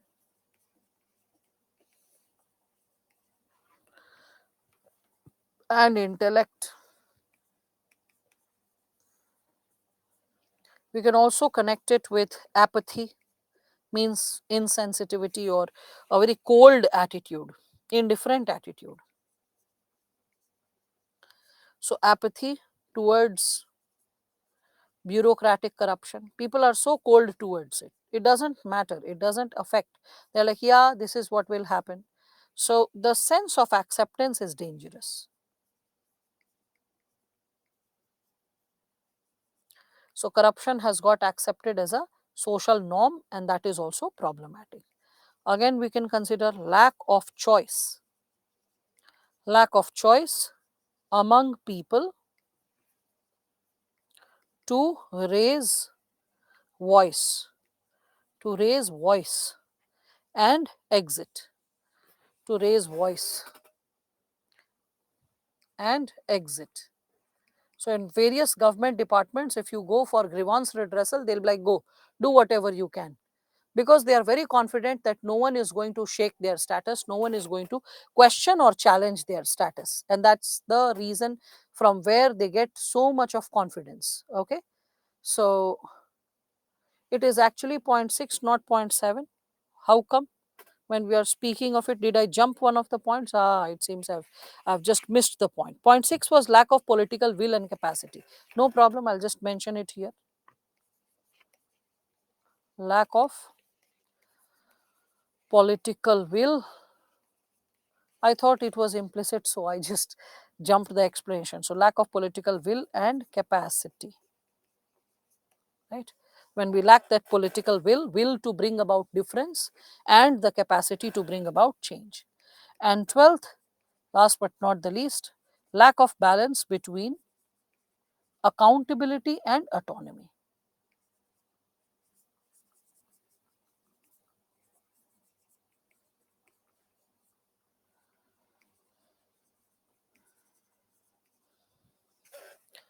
And this is the point which I have already discussed earlier. Okay, so these are the possibilities which we all can connect with, because of which accountability in bureaucracy becomes challenging. All right, so this is how you're supposed to come up with the answer if any given question is asked associated with it. So, with respect to this, when we are discussing about this given dimension, with respect to this given subsegment, I don't have any idea about your syllabus. Sorry, syllabus I'm saying, about your timetable, Kanakwali. So, if you'll ask that after this disaster management, social issues, social, no idea, no clue. I don't know the timetable of your batch. You're supposed to know it. Again, there's some extra material that I have given you, extra material to read and reflect, as you can see. So there is need for an effective ethical structure. It is expected that you just run through it. It is easy, it is simplistic, how to enhance the moral standard in public administration, gain a clarity about it. The second ARC fourth report on ethics. The fourth report is associated with the component of ethics and how ethics is required. So reflect upon the fourth report, like related to this given subsegment. And then after the fourth report, as you like finish the various subsegments associated with it, I have also incorporated insights from the 10th report on personnel and administration, how the component of ethics can be preserved in administration. There is this given question which all of you can see in 2022: what do you understand by the term good governance? How far the recent initiatives in terms of e-governance steps taken by the state have helped the beneficiaries. So e-governance is something which you study in the paper of governance or in current affairs. It is also something which is generally updated in the current affairs notes. So just picking the insights from e-governance and what steps have been taken, and then recalling the points of good governance which I have shared, tally the two and just try to reflect how the initiatives will ensure good governance in all possibilities, right? With respect to this, when you are like understanding the dimension, then we step into the next sub dimension, that is ethics in IR and corporate governance, in which the first topic is associated with national interest. Now this component of national interest, I want to ask, okay, I want to ask to all of you. um, so we okay, so this okay, thank you for raising that issue, Pallavi. Your concern, the technical concern which you are asking, that has been raised to the technical team, and I hope the issue is escalated, so something should be looked into it. Okay, maximum governance, minimum government, yes, you can talk about that as well. So where is the sixth point? Moina, sixth point is here. Oh, you people, wait, where was it that I was discussing? So sixth point is here. See this. All right. Lack of political will and capacity. All right. Now, with respect to this, when I'm asking about this given dimension, what is national interest? Sixth point, talk of the town. Yeah, now it has been highlighted also. So I don't think so it will be the talk of the town. Now my question is associated with this. What according to you is national interest? People, what according to you is national interest? Let us see. And let us try to understand whether you are getting close to the real meaning or are you still hanging at the fringe. Okay, a country's growth, realism. Okay, all right. Okay, that was also a question in your IGNOU exam, Mithilesh. Interesting. Yeah. So, what is national interest? National interest is nationalism. Wow. Is there no difference between nationalism and national interest? Is nationalism national interest, or can nationalism be a threat to national interest? Amrit, who will study that aspect? Yesterday I had hinted to it when I was discussing that please read the answer pertaining to Tagore's nationalism. Remember, I had explained that briefly. So who will study that? Please go home and just try to go home. I'm saying as if you're sitting in front of me. So please, once the class is over, reflect upon it. So that how nationalism is different from national interest. So that was a typical teacher's response. Go home and study this. Okay, now, so with respect to this, okay, welfare of a country, idealism, benefit of a country, something that benefits the people, okay, inclusive growth, self-interest of the country, larger welfare of the people, security, sovereignty, interest towards the nation, okay, adherence to the constitution, okay, all right, taking decisions that is best in the interest of the country. Okay, all right, all right. What is a country's interest or favor? National resources, military. Okay, okay, all right, Zeba, that's something profound. At least, like, you took a step further ahead. People's welfare, preserving the country's interest. Fine, fine. So interest of the country, security, development. Okay, fine. So as we are reflecting upon the component of national interest, there is a narrow connotation and there is a broader connotation. When we speak of a narrow connotation, it is associated with all the segments that you spoke of. Whether you are talking about economic prosperity, you were talking about security, you were talking about the possibility of segment of self preservation. There is a segment of, you were talking about having like dominance in space, you were talking about space dominance, you were talking about military security, right? So military advancement, okay, over other states, so military advancement, fine, I accept what all you are saying in terms of, we can say, the narrow meaning, okay.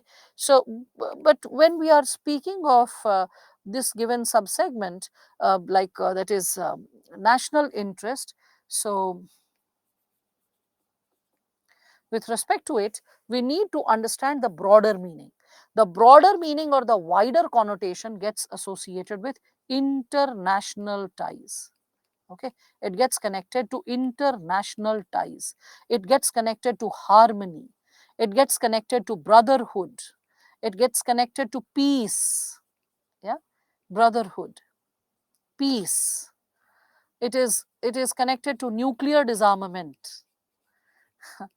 Nuclear disarmament. I know a lot of you will be surprised. Disarmament. It is also associated with a peaceful neighborhood. So, peace in the neighborhood, stable neighborhood. So, stable neighborhood. More associated with, in simple language, if I put it, it is associated with Vasudhaiva Kutumbakam. Vasudhaiva Kutumbakam. Because if your neighborhood is burning with fire, how far are you safe?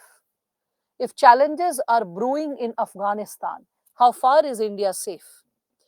In 2019, Taliban, before climbing to power in 2020, so in 2019, Taliban said that as we will climb to power, unlike 1989, 1990, when we took the issue of terrorism in India as a secondary priority, because of which we were not so successful in our mission, in this second phase, as we climb to power, we are going to infiltrate our people and ensure the freedom of Kashmir. So the moment the statement was made, the government took cognizance of it, got very alert. Then during COVID, there were certain developments that were unfolding in Afghanistan. And before the Taliban climbed up to power, you got the tip that soon something is going to happen. And you see there is amendment in Article 370. And what happens? We see that now the civil servant is, rather than reporting to the chief minister, the civil servant posted in JNK is going to directly report to the center, the home ministry, just the way it is done in union territories. So the same kind of approach which is followed in UT is going to be followed in JNK. That amendment was brought with respect to how bureaucracy will be governing the area, how bureaucracy will be reporting or addressing the concerns of the area. So surpassing the authority of the CM, surpassing the authority of local ministers. Because if terrorism spreads its tentacles and governance is, or bureaucracy is unable to control or contain the problem or report the issue properly to the center, it will be just because of multiple communications and lag in communications. And the center could not afford it, especially in the wake of threat coming from we can consider Afghanistan. And soon after, like you can see, the developments of amendment related to Article 370 is coinciding with Taliban grabbing power in Afghanistan. So if your neighborhood is brewing, you cannot live at peace. That's one of the reasons you can connect with IK Gujral's policy, which is still considered as one of the most celebrated policies related to the foreign policy. And Mr. Gujral, though briefly he was a prime minister, but he became, his memory got sketched in the history of India because of the Gujral policy or the Gujral doctrine. And what was the Gujral doctrine? It was associated with benefiting the neighbor, supporting the neighborhood, empowering the neighborhood without any anticipation anticipation of benefit from it, without any exchange of benefit from it. Means doing selfless service when you are moving ahead with the possibility of empowering your neighborhood in a selfless service. Because if your neighborhood is at peace, you are at peace. If there are libraries in your neighborhood, if there is like the parliament or democracy is strengthened in your neighborhood, trade and commerce is efficient with roads in your neighborhood, then if your neighborhood is at peace, you will be at peace. That's why you see the Indian government facilitated libraries, it built roads, it facilitated like you can see interventions associated with building the parliament building. So all those interventions were created by the government of India without any anticipation of any kind of benefit, any kind of exchange, or any kind of favor being exchanged in return of what the Indian government was doing when we are talking about it. So IK Gujral, oh my God, Surta, he is not an IPS officer. I mean, where is this country going to? IK Gujral was the Prime Minister of India. I'm talking about ex-Prime Minister of India. He was not an IPS officer. Is Mr. Gujral an IPS officer? Why will I talk about, like, an IPS officer? No problem, no problem. I understand that probably this level of political exposure was missing in your past, and that's okay. Till the time you are present in the class and ready to learn, that's okay. It just, like, comes as a shock or as a surprise, because because different children have different kind of childhood. When I was a child, my father used to talk about politics at length and breadth. There was also news channel going on, and in our times, mind it was the times of Doordarshan being the mainstay, and then there was India Today, and there was another Dharmyug or something like that, some magazine. So I used to read, like, flip those magazines, not really be interested in it, but flip it and see what's happening.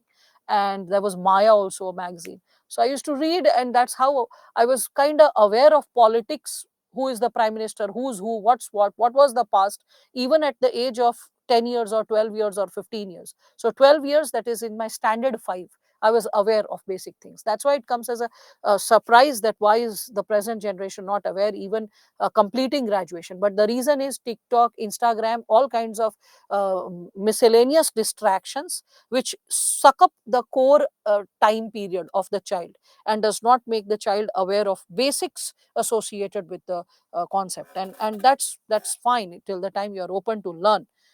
So IR, when you'll be doing international relations, you'll be exposed about Gujarat doctrine, which I just briefly like discussed. So when we are talking about national interest is also associated with healthy international ties. So Nehru's non-aligned movement was not only a policy in IR, it was also in larger consonance of national interest of India, because falling as an ally to Russia or US would have been threatening for India's peace, stability, and future course of action in the in the world of, we can say, a world which was getting allied, where non-alignment was an inevitable ideological necessity that the world needed to negotiate for bringing in peace in the region, for bringing in peace for a country which is not victimized by either of the allies. Both the allies have a neutral stance towards it. Okay, so that's how you are supposed to reflect upon it.